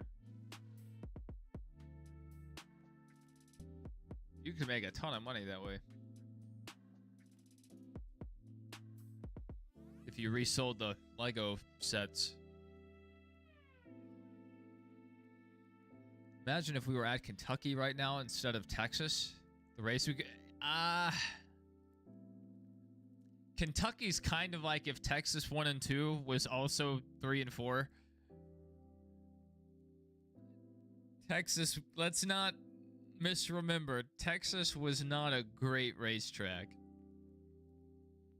I'm sad we don't go there anymore. And the last race we had at Texas was actually really entertaining. But it was primarily the end of the race that caused it to be so memorable. Kurt Busch was leading, got passed late, and in that era of Gen 6, if you lost the lead, usually you were going to fall back. You didn't have a shot to retake it. But then Kurt went back up and I think passed his brother for the win there. It was wild. I just feel really bad for the fans in Kentucky, you know, to have a track so close. And just when they'd figured out the parking situation and the traffic situation, they get their race cut. So now their closest one is Indy or Bristol, potentially Nashville, wherever they're at.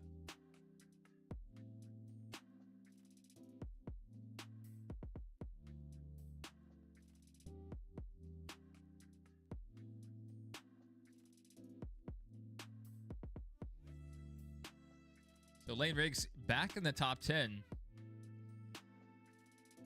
Ty Majeski's also continued to move up. So Kyle Busch not moving back up through the field too quickly. I didn't think he had the same pace as Lane. And especially after pancaking the right side, probably didn't help too much.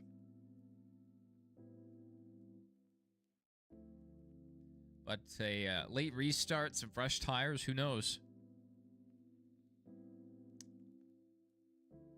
If he can run down Friesen to get back in the top 10 and potentially pick off another driver who drops back, he may have a shot, an outside shot. But he's running a 31, and everyone in front of him running quite a bit faster. I'm not seeing anyone dropping off the pace.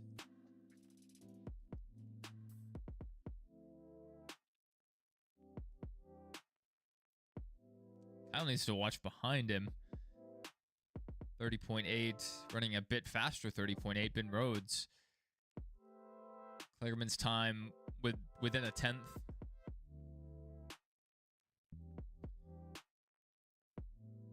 Well, it's 39. Ross Chastain also a 30.9.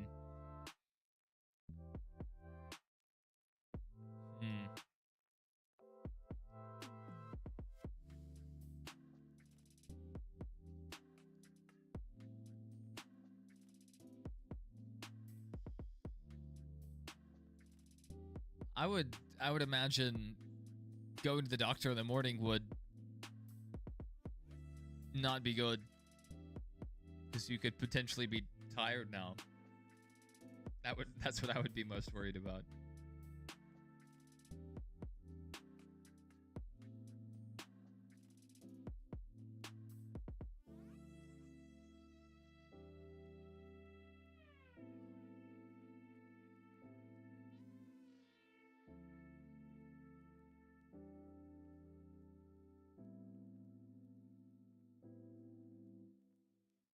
Let's see if I can find Texas Motor Speedway on Google Maps. I need to go more towards Arlington and Fort Worth. And then go north a bit, I believe.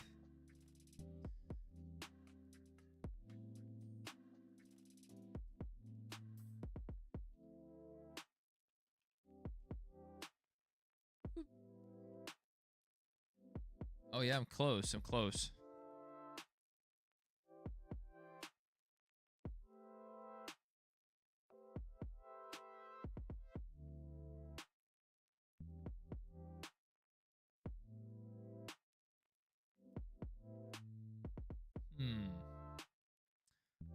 Where are you, Texas Motor Speedway?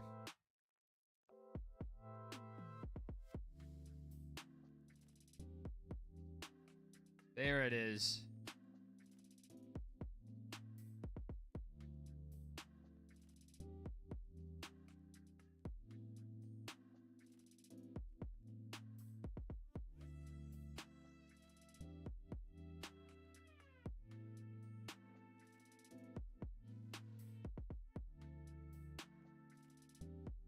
I don't like mushrooms. Mushrooms are not great.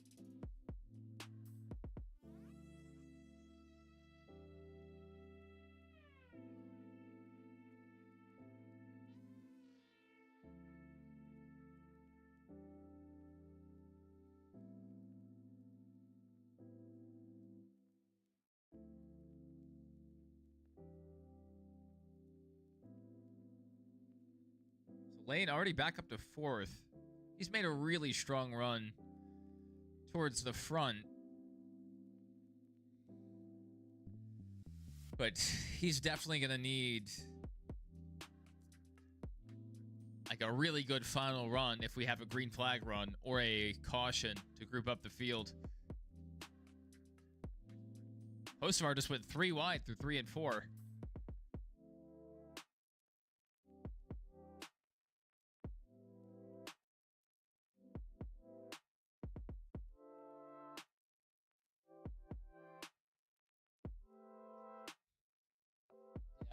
I'm not on the mushroom train.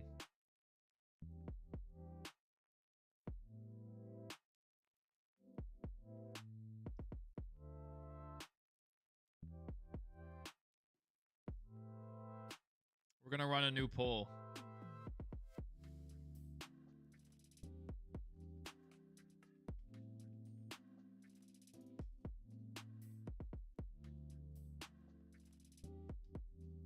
All right, new poll has launched. I'm gonna vote in this one too. I'm gonna tip the scales.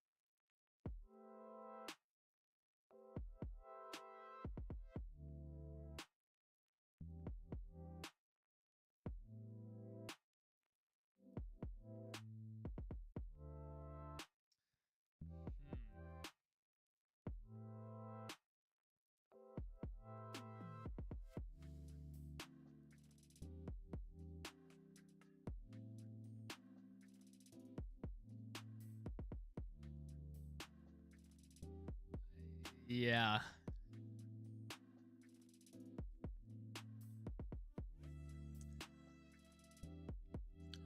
I'm not going to elaborate on that. Hayden Honeycutt down. Gio Ruggiero also down pit road.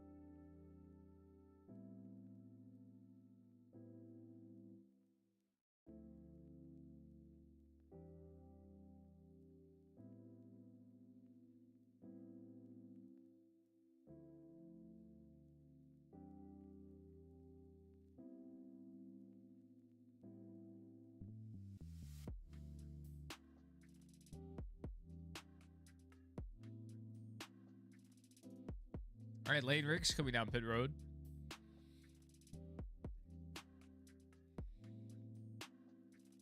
All right, Kyle Busch is running long right now.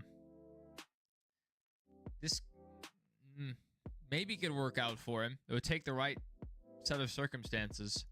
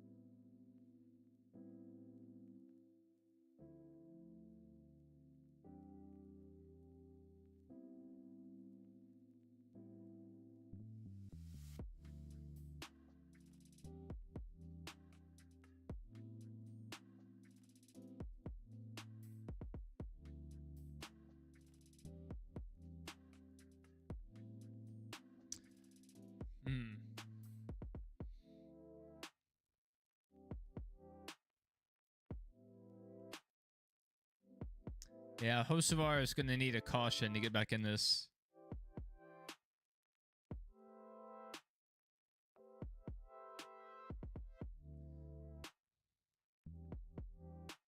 The lap times have just been so close. It's not like there's been a guy tonight running a half-second faster through the field.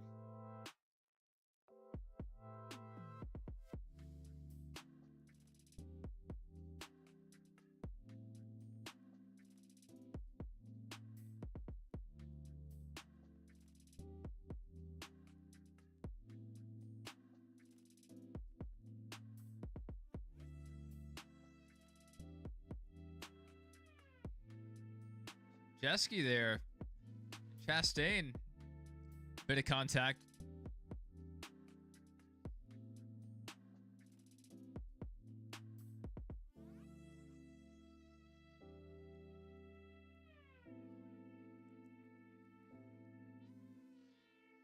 Busch running at 29.9 that last lap.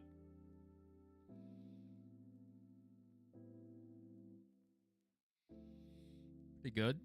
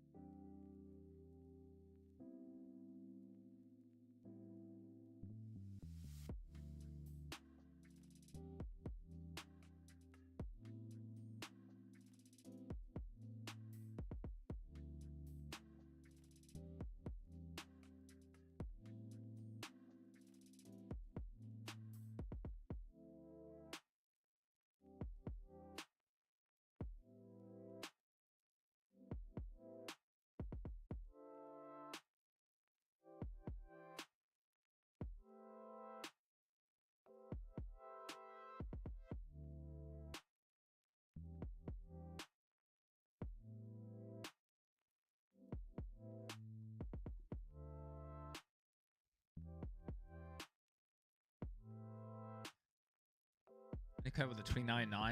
Not bad. What was the poll question again? Did I say are mushrooms good? Yeah, no's winning with 80%. Putting in the poll. Oh, man. Only one person thought mushrooms were good.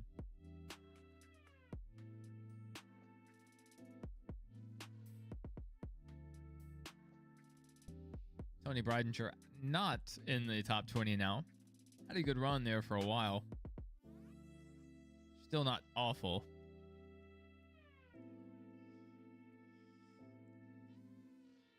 Corey LaJoie. It's been a rough day for Corey. Ricky's still out there doing his thing. Several guys that may go a lap down here.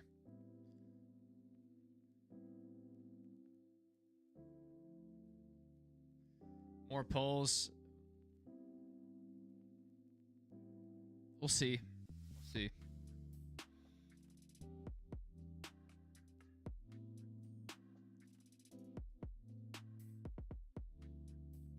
I have to be quick about it. And it's also like, unless you do a yes, no, or unless you know like what your options are going to be, it's hard to do one split second.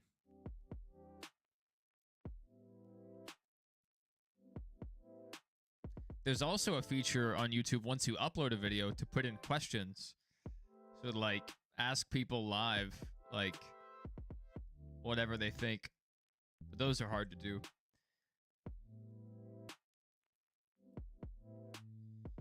Riggs has been fast. That's just a big gap to overcome. Ruggiero hasn't really had the sauce though. Honeycutt has some sauce.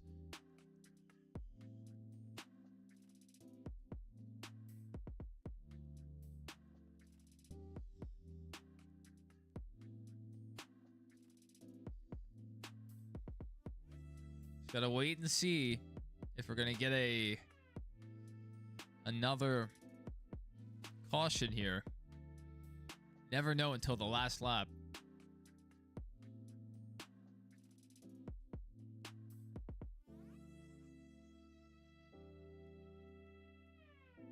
Busch has good lap times right now. If he could get a caution right now, to stack this field back up. That would be best case for him. How much is the purse tonight?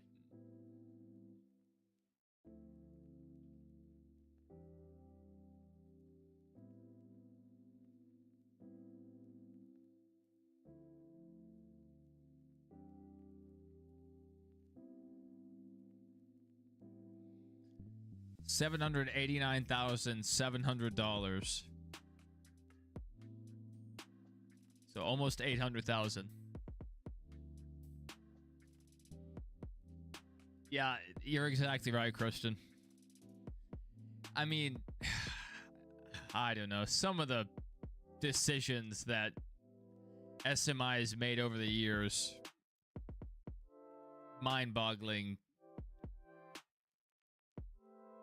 How do you take Bristol, a track that has a multi-year wait list, and fix it? And same thing with Texas. Texas seating 150,000 people to now having to downsize their seats every other year. Adding in more drink rails and premium seating options.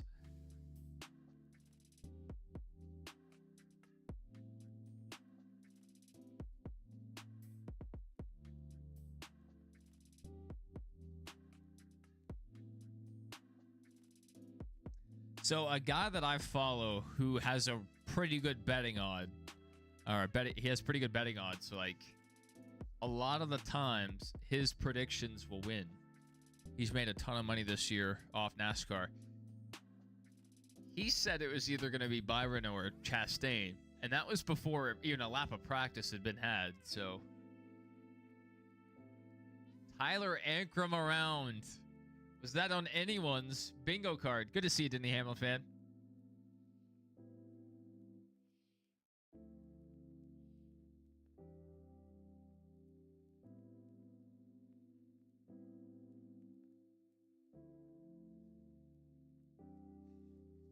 It's big. This is big.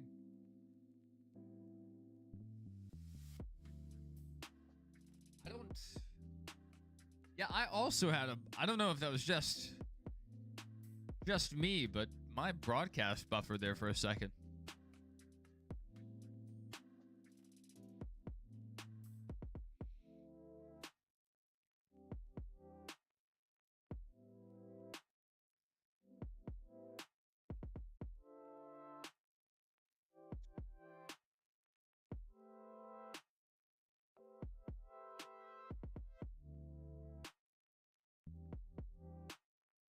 Ben Rhodes down low. Tyler Ankrum came down the track.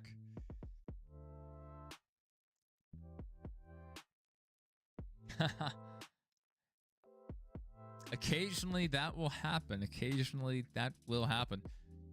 I mean, there's a chance Carson Hocevar goes in here, takes it 3 wide in the first corner, and takes out the top 4 cars.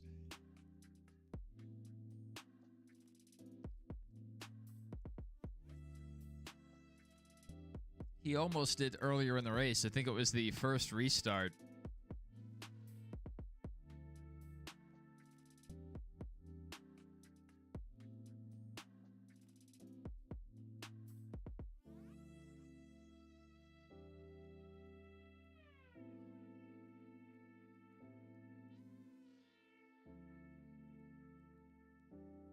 Oh, I'm sorry, NASCAR 25 Forever, about Ankrum. I don't think he's going to win it after this last caution. Hey, before you completely put down for Hocevar, just know Infinger is one of ours.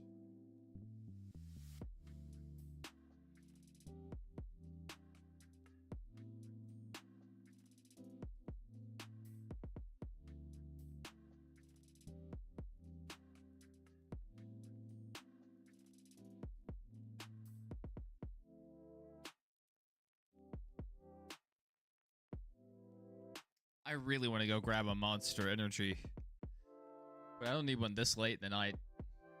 Look at all those emojis.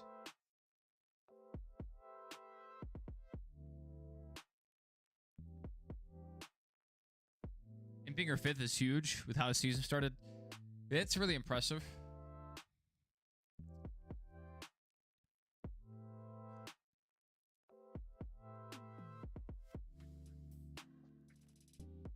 I'd like to see him run better more often.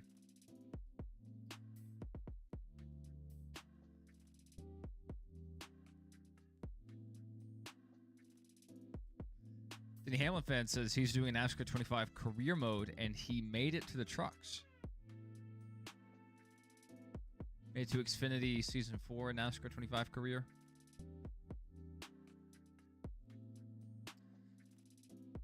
That's what I did on my PlayStation 5 career, but when I went to PC, I ran ARCA for like 3 years, then I ran trucks for like 2 years. So I still haven't started my Xfinity season, I don't think.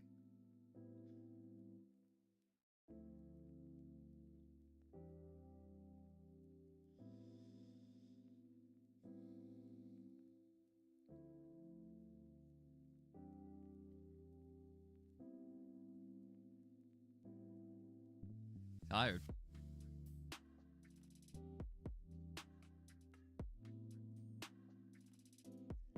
That sucks. Yeah, I went probably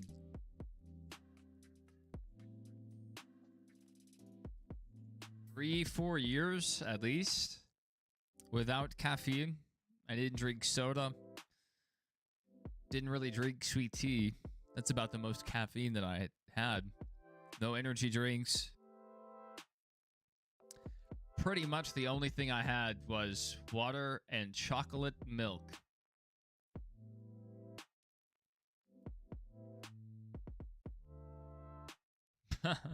That's one way to put it.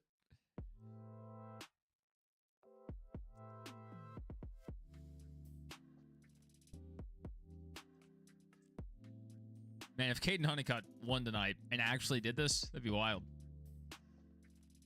You drive the 07 in Xfinity, that's a good number. It's a good number.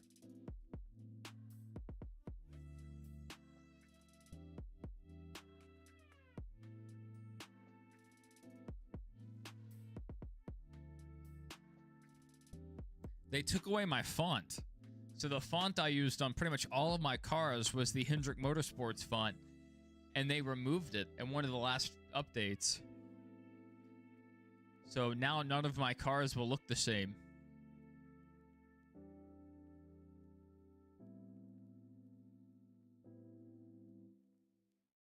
Haven't drank soda since Sunday. Besides current stomach issues, felt a lot better. Yeah, it can be tough, especially if you're in the habit of drinking sodas, or you just like a soda after you eat or something to get the food taste out of your mouth. But once you break that cycle, it's a lot easier to stop drinking soda. Like, you don't want it as much. But if you have one, say you go to like McDonald's, which is a bad idea on its own. Really addictive food with all the fats, the carbs, the salt. Very addictive. But if you can stay away from it, you know, break that habit, 2 weeks, however long it takes, it becomes really easy. Gatorade and tea, not bad. I was a big chocolate milk guy when I was off of soda and caffeine.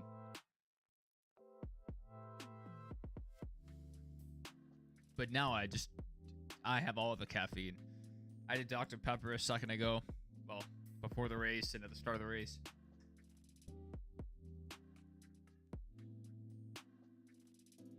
Hocevar with a potential loose wheel. You picked a fine time to leave me, loose wheel. Hocevar to the inside. Not sure how much of a run he's going to have. Kyle Busch maybe going to try to follow Hocevar through, repay the favor from earlier this year at Atlanta. So Kyle Busch pushing Hocevar clear for second place. And Kyle Busch challenging. They're 3 wide for third place. Kyle Busch on the inside. Lane Riggs stuck on the high side. Kyle Busch is going to clear here for third place. Kyle's back. He's back. You want a truck title and an ARC title? Not bad.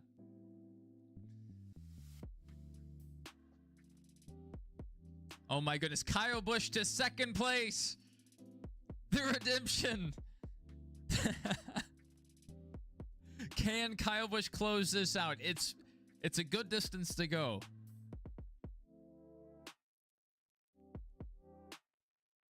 That's going to open up the door for Hocevar. Hocevar back to second. These Spire guys may need to work together for a second and to get clear of Honeycutt. On these restarts, it's just a momentum thing.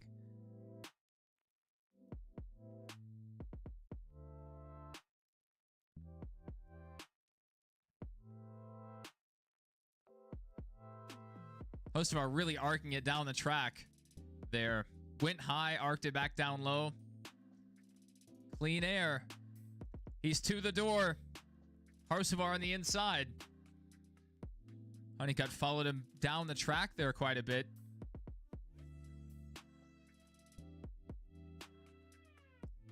Honeycutt was not able to stay alongside Hocevar there. It's a 4-car battle for the lead right now. Close. Gio Ruggiero is back in this. Brandon Jones is closing in as well. So now Kyle Busch is going to lose his run. He had a run up towards the leaders. Honeycutt pulled in front of him.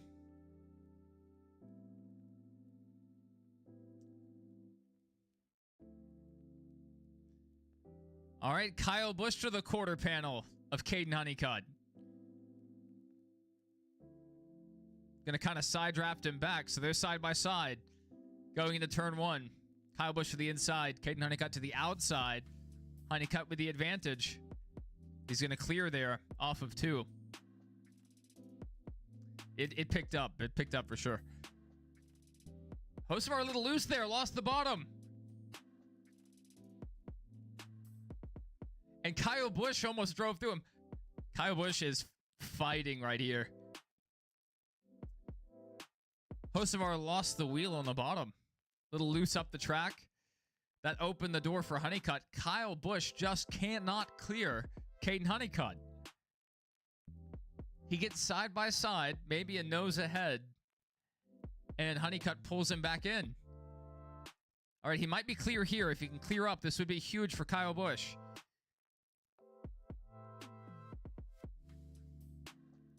Big run on the front stretch for Kyle Busch. Big run. He's going to back out of it.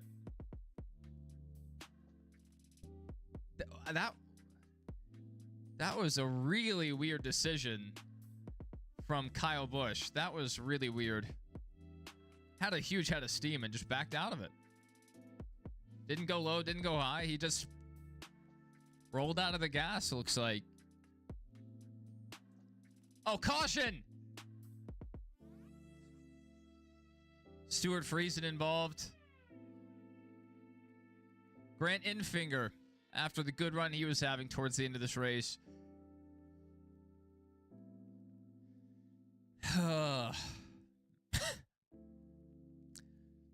But it looks like... I thought Kyle Busch had the position when the caution came out. I don't know if they want to restart side by side. I'm not sure why Kyle Busch backed out of that. I don't know. Maybe he was waiting to see if Hocevar was going to go to the bottom. And it just didn't happen.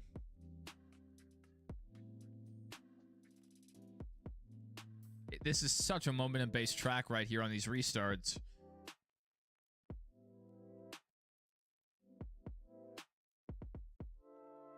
Man.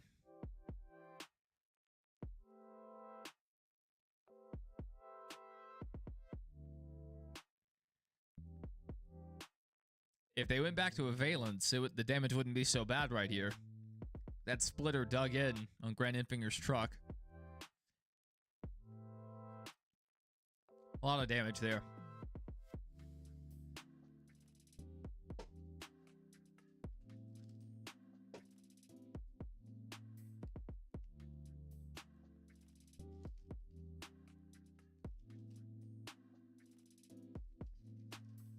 Whew. Chandler Smith just sneaking through. Not bad.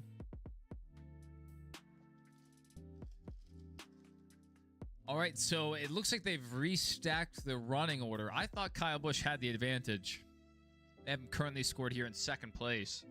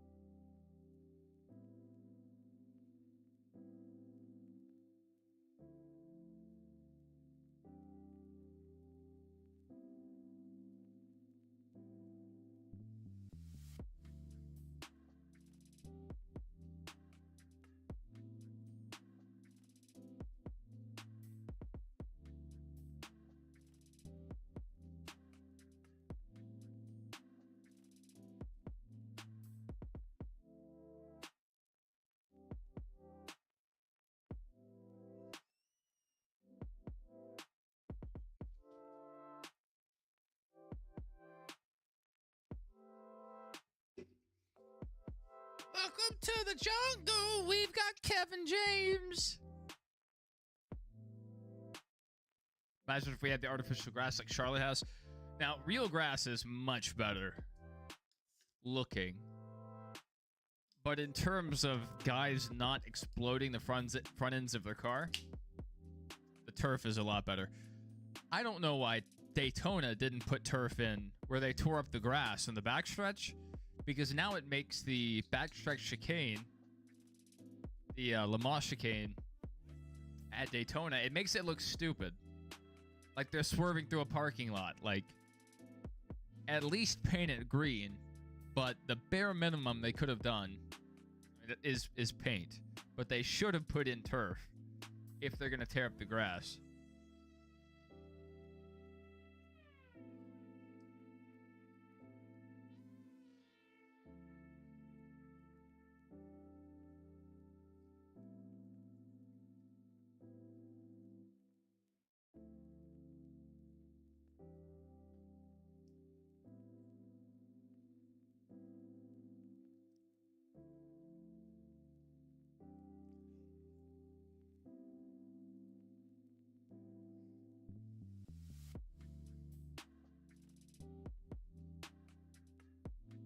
Did I hear that right? I gotta go back and listen to this commercial again. This Safe Light commercial.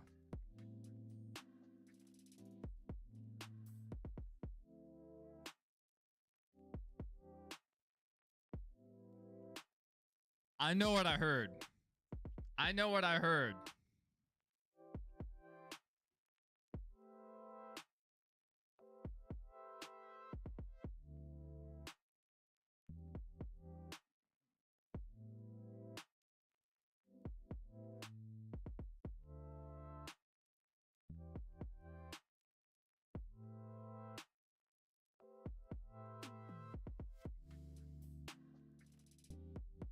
Oh, a red flag. Wow. I mean, at least we're not going to run out the last 10 laps under caution.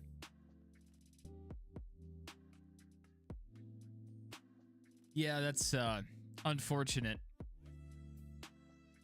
Because of one flip.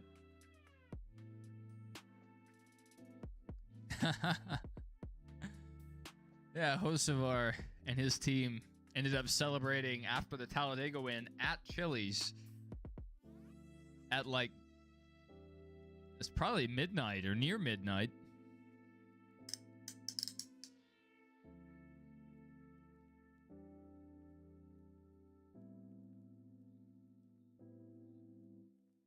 This is going to be a minute.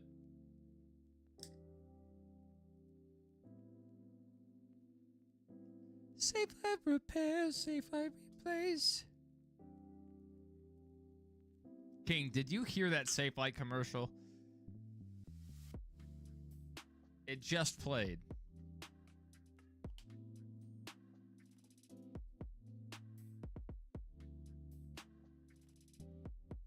If you didn't hear it, I need you to go back and watch it.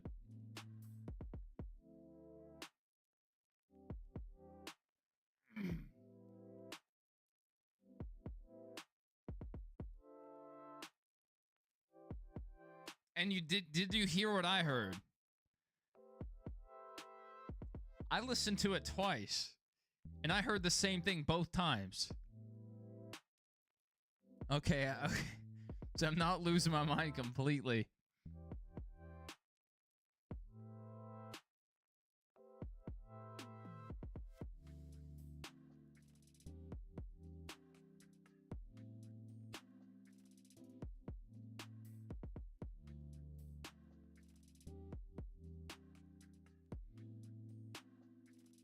I love these groups of fans that get together, just take their shirts off and start throwing it.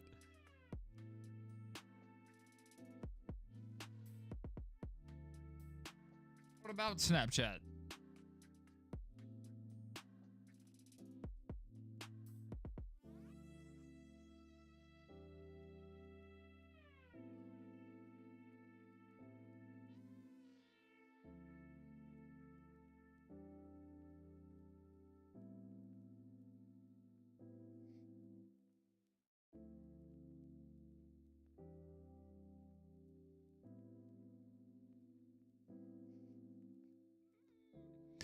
Oh, someone tell you why the red flag is out? Yeah, crash.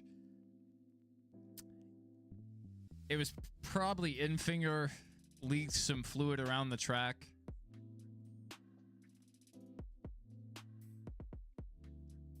I think it was Ankrum maybe that who went around. Can't remember who was involved already. But Grant Infinger was trying to avoid the wreck, the spinning car, and he drove through the infield and knocked the front end off of it by hitting the grass. And I'm guessing that's probably what dumped the oil or whatever other fluids are on the track. Cletus's personality definitely fits with Texas, but so does Hocevar's. And even Rowdy Bush. See what they can do.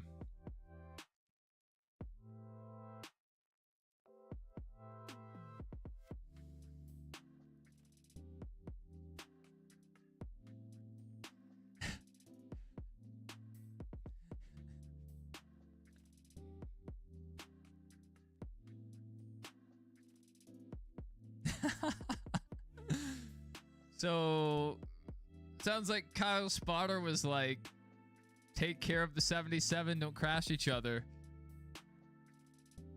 And then he said, never mind, Hocevar is going to do whatever he's going to do, so just get it done. Like, that's a paraphrase.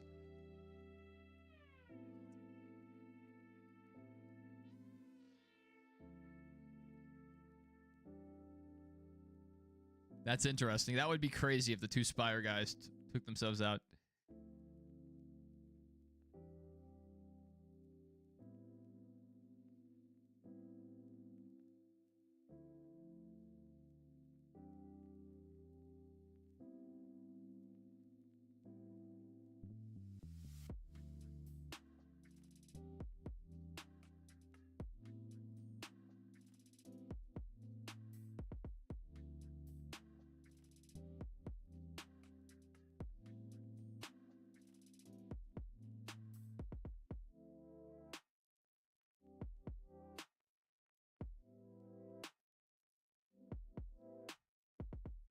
Jason said, got a phone call from his buddy coworker.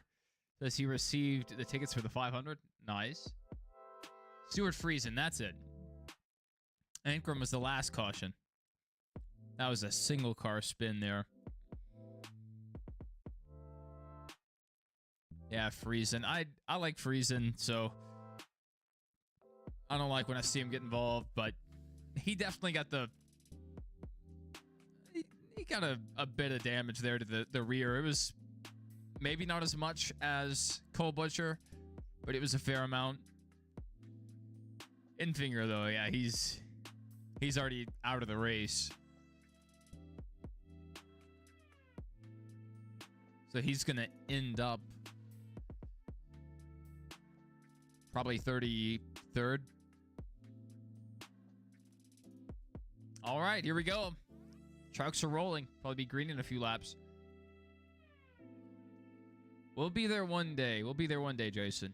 Probably not this year, but maybe next year. Or maybe for the IMSA race later this year. It's not a bad drive for us. I like it up there in Indianapolis. I have an Airbnb that I stay at right down the road from Lucas Oil, which one day I'm going to get up there for a Colts game again.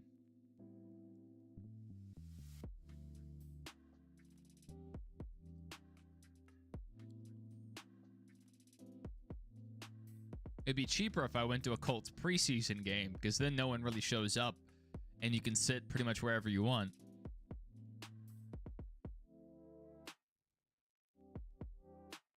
And the weather's still good. But the last time I was at Indy, the museum was still closed. So I need to get back there so I can visit the museum and see all of the cool things there.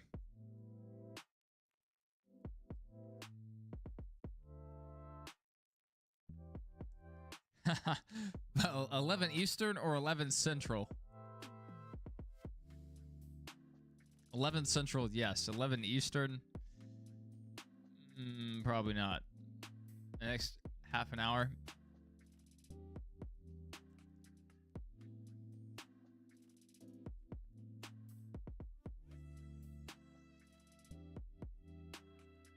I would say probably.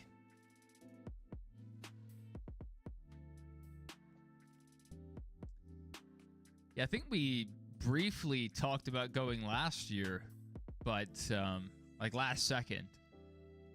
Like, you want to just drive up there Sunday, and we decided not to. Probably for the better.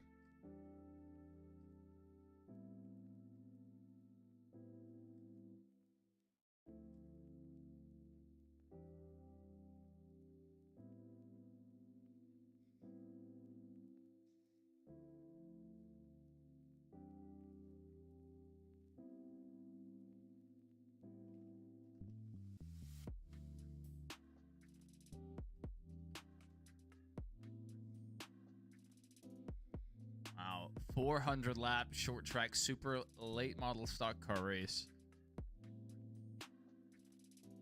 It's a crown jewel. Not bad.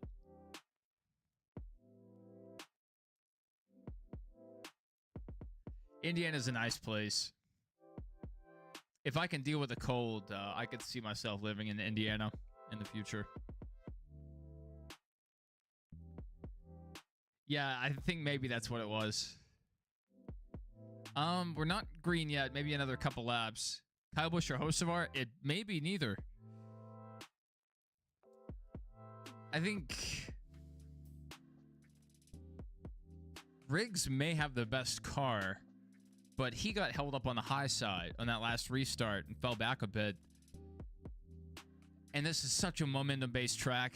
If any of these guys, whoever's not in the lead, let's say Kyle Busch, Honeycutt, whoever, goes to make the pass and doesn't clear, that slows them down and the leader, and the third place car gets a run. So it's hard to say. They could wreck each other, potentially. Hocevar looked a little loose on the last run.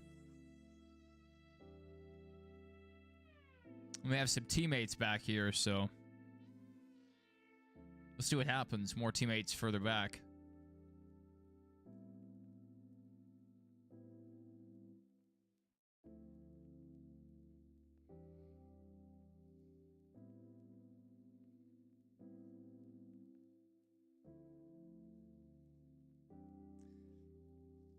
All right.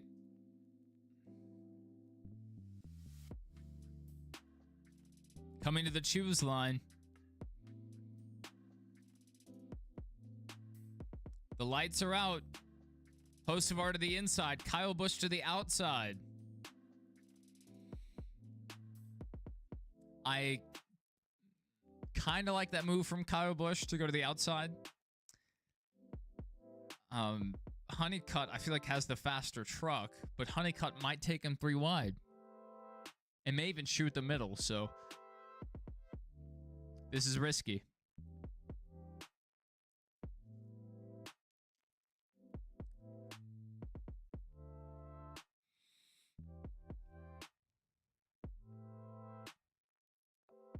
That giant screen on the backstretch is awesome.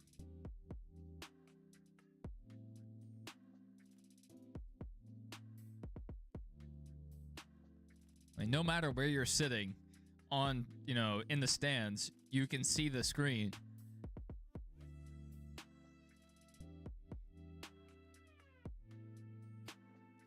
I remember when they first installed it, I think it was Dale Jr. and another driver were racing, I think, Heat Evolution on the big screen.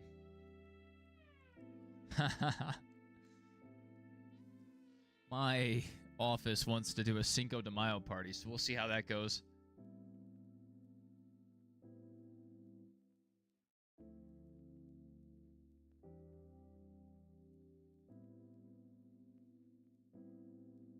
All right. Hostamar getting a much better restart here. Way bigger restart. He's already clear. That was really odd. We are 4 wide for second place. 3 wide now. Hostamar way up the track. Going to take Kyle Busch with him. That's going to hurt Kyle Busch's run a bit.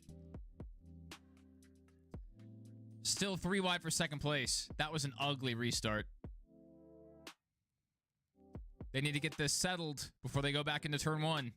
Kyle Busch still on the high side. Gio Ruggiero. Slight advantage on the inside. Kyle Busch momentum on the outside. Little push from Honeycutt. Kyle Busch not able to clear there. And now he's losing ground. Kyle Busch back to third. And that's going to knock Kyle Busch down the track. That was a worst case scenario restart for Kyle Busch and about best case for Hocevar. That did not go well. Gio Ruggiero is out driving Hocevar right now.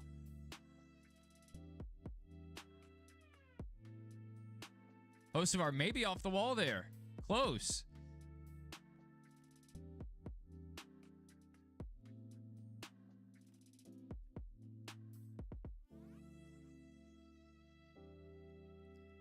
Three laps to go. Still side by side for the lead.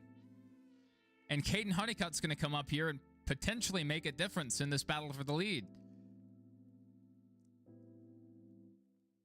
Gio Ruggiero clear for the lead. Caution is out. Justin Haley destroyed.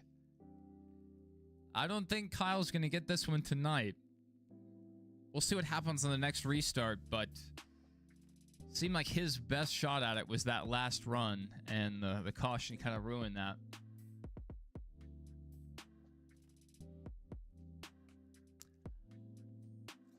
I think Ruggiero had the lead when the caution came out.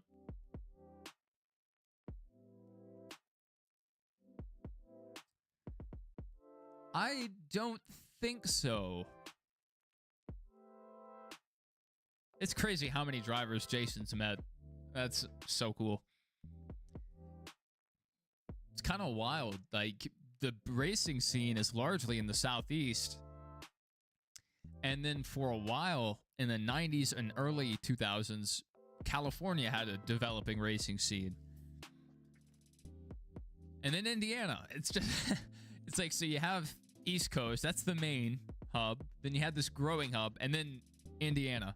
Just a massive hub of racing.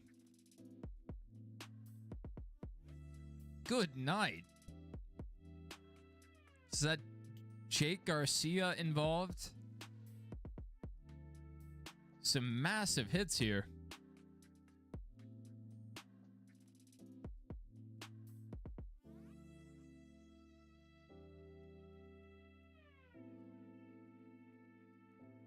Yeah.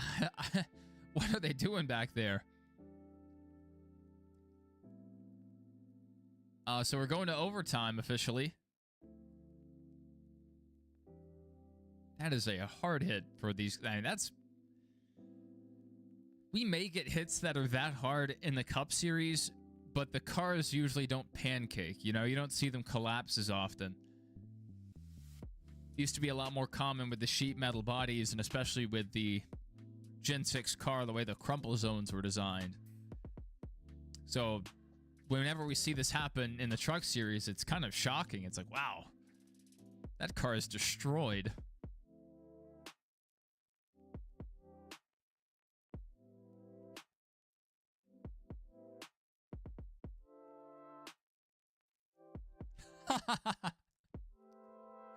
Jamie Little asked Michael and Joey if the moon affects the track grip level. That was a big debate on Twitter this week. Michael Walsh immediately said no. He shut that down immediately. But Austin Dillon, when the moon is in a waxing crescent phase, has a 50% win rate. Or at least 50% of his wins have been during that, so. Maybe the moon does affect the racing.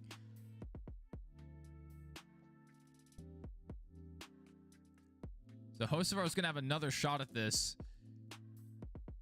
He may go to the outside. He's had success on the outside. I just don't think he had enough, the same amount of speed that Ruggiero had there at the end. And then Honeycutt's right behind. Probably going to restart right behind his teammate, so I could see a good push there. Lane Riggs, I think he may have the best truck in the field right now.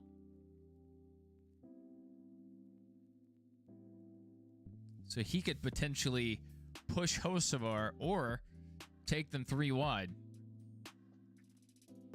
But with Lane's track record going 3 wide in this race, probably wouldn't do that. Ross back up here in the top 10 after his near miss earlier. Ankrum, even with his spin, top 15 right now. And Tony Breidinger, top 20, another jump scare. She's back up here. Hey, just surviving. That's all you have to do is survive. Frankie Muniz, 27th. Just running laps out here. You just got to keep it clean.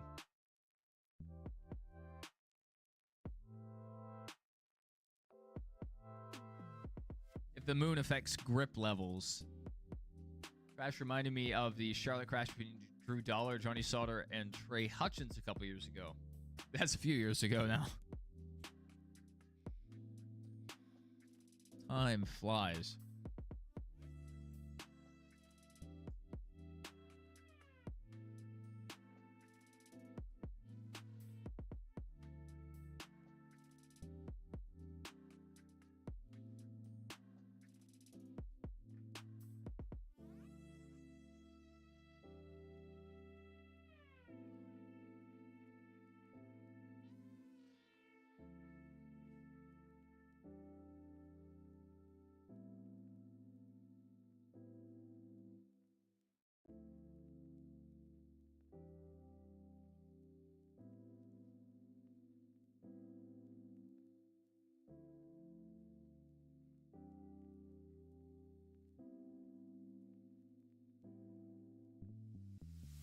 '21 was a good year.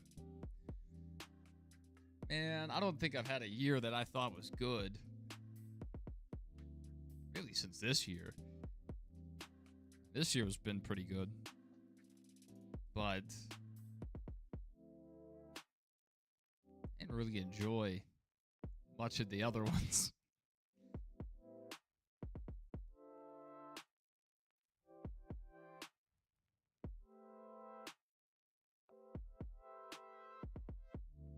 Yes, Robo Bob. That's right.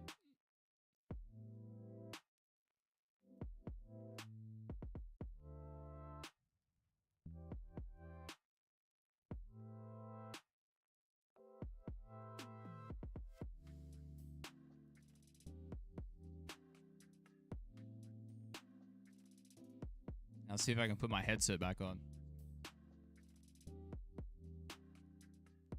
No, not really.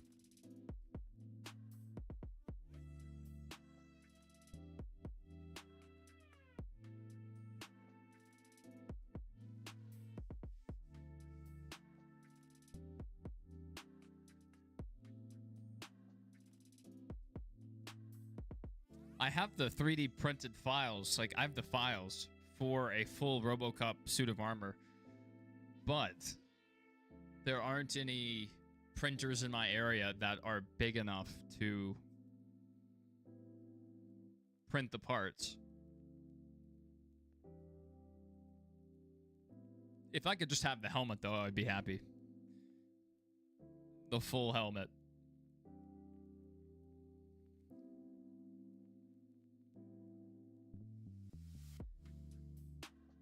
Yeah, 20 was a weird year.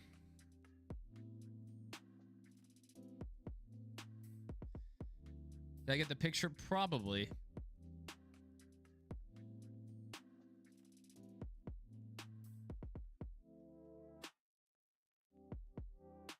I did. Oh yeah, look at Gio.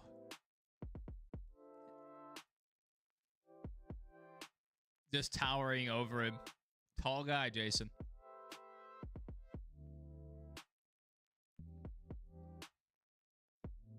Let's see if we have a replay of this last. We're under red flag again. Second red flag of the race.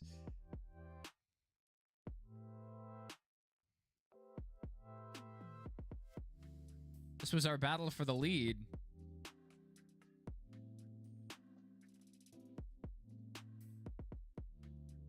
Really close here.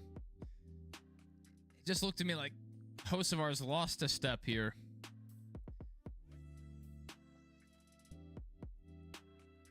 That front end, he's having to chase it up the track.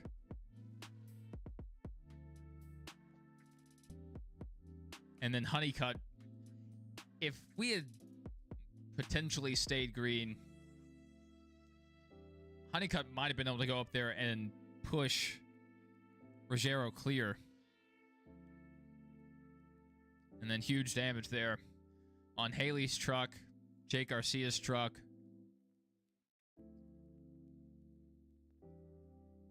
This was our last caution. That's Grant Infinger exploding the front end of his 9 truck.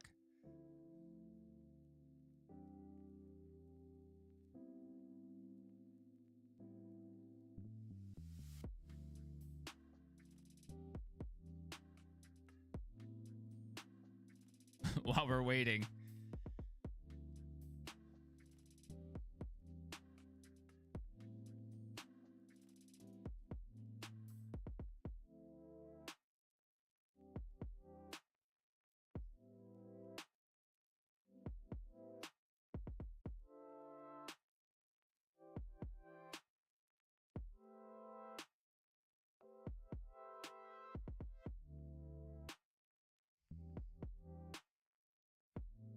That's wild. Yeah, you've met about half the field tonight. Pretty impressive.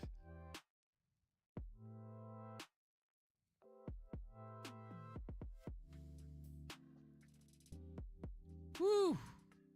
Some big hits back in the pack. They held on to it, though, for another half a lap.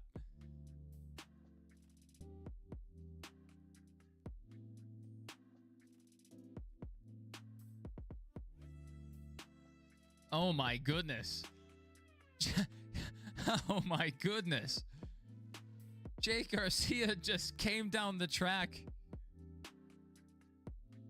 3 really hard hits there. That was a wild turn of events there.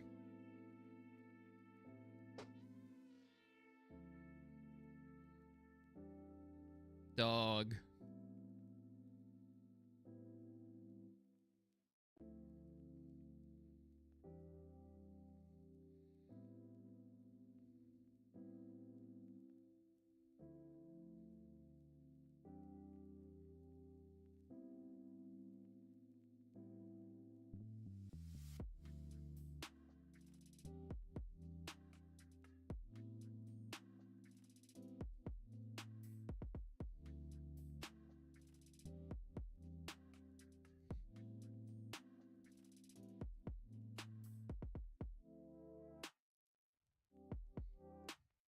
He's got his NASCAR jacket on.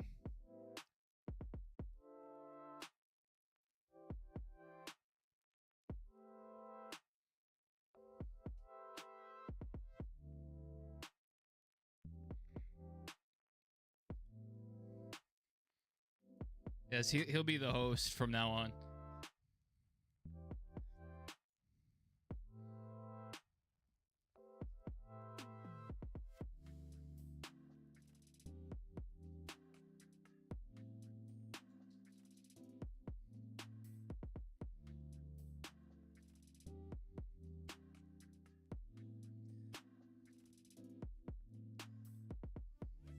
Haley was done either way. Yeah, I think a few of those guys were probably going to try to limp it to the end. Jake Garcia just couldn't make it and tried to dive down pit road.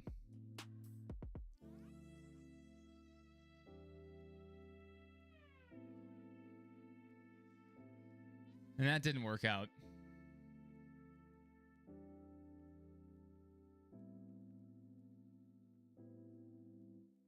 See how this goes. If Tony can hold on to her position here, I think her truck is still clean. So she should be able to hold Friesen and Minnie behind her for sure. So Tony's looking at a top 20 here.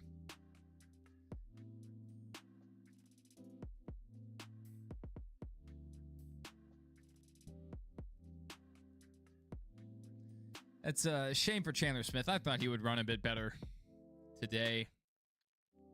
Had some pace at times during the race.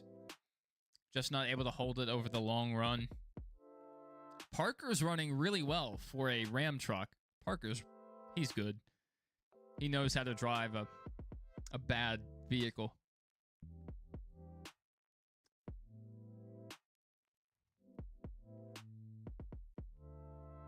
All right, Gio Ruggiero going back to the inside. Hocevar to the outside. Again, exactly what we thought would happen. Riggs to the outside. Bush to the outside. Chastain also the outside. Klickerman outside. Eckes up here. Restarting inside row 5. That's impressive after all the issues he had early on. Battery issues. Handling issues. And here he is. Potentially going to compete for a top 10.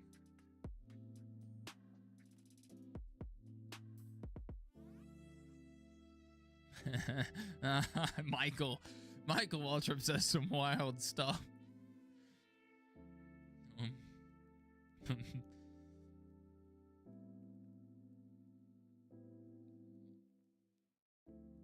All right, the lights are out. We're going green this time by.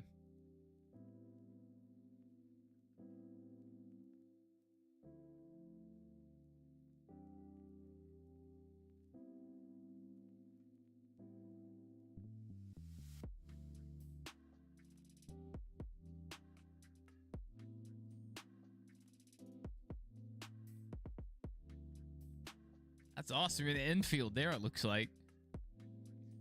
All right, coming back up to speed. Green flag for potentially the last time. Ruggiero definitely not as good of a push there. Hocevar is going to run him close here through 1 and 2. Ruggiero's in the preferred groove of that side of the track. Ruggiero's been running the inside really well here in 3 and 4. Hocevar not able to stay alongside him, but he may have a run coming down the front stretch. Ruggiero loose. That's going to open the door for Hocevar. Hocevar is going to clear low. We're 3 wide for second place. Lane Riggs not able to clear behind him. Final lap. 3 wide for second place. This is perfect. Gio Ruggiero sideways and up the track. That's going to move Kyle Busch up to second place. Hocevar has the win if he holds on to it. And Kyle Busch is going to finish second place. 1-2 for Spire Motorsports. What? That was a wild restart. Ruggiero ended up finishing 14th. He went from the lead to 14th place in 2 laps. That's how quick he can go bad. Ruggiero wasn't able to hold it down there.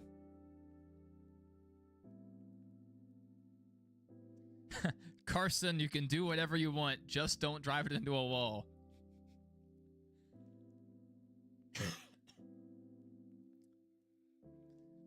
I think Kyle Busch kind of paid back the karma from Atlanta there. Hocevar helped Busch get a run towards the front, and Busch repaid that favor by helping Hocevar to the lead a few restarts ago. So it worked out pretty well there. And Kyle Busch coming away with a second place, not a win. Hocevar back-to-back. Last time we were on track, he was winning at Talladega. This race, getting it done at Texas. So what is he going to do here? He's trying to do a burnout on the banking. It's not working. It's not working. He tried to do something different there. Trying to burn it out in the middle of 1 and 2.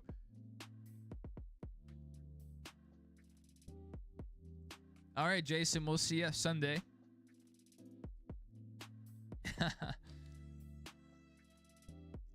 We'll be looking forward to that.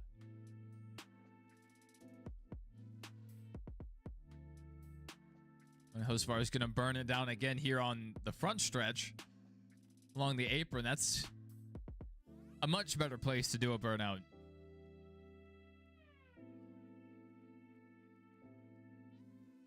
He's coming out of the door. He's coming out. He's doing a donut out of the door. Keep going, Carson. So he did it again, sitting on the door. He's trying to get another viral clip. Now he's standing on the door rail.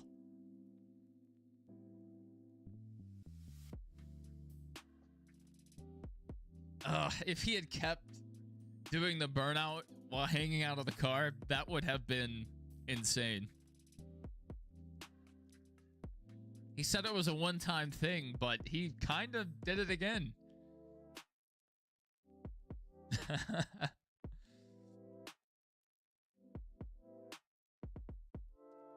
Fans seem pretty happy.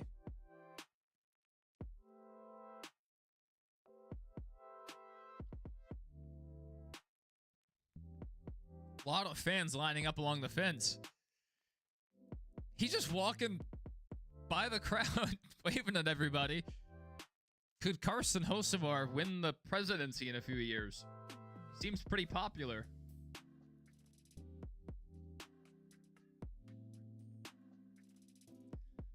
Carson Hocevar driving his own motorcade.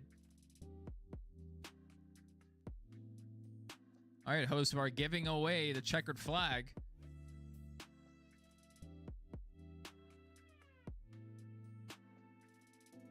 And a front stretch interview. Well, ladies and gents, that will do it for our stream. Maybe we'll be live a bit later, but if not, probably see you guys tomorrow for the O'Reilly race. Till then, hope you guys have a good one, and I hope tomorrow's race is a good one. This one ended entertaining, so I hope tomorrow can deliver about the same.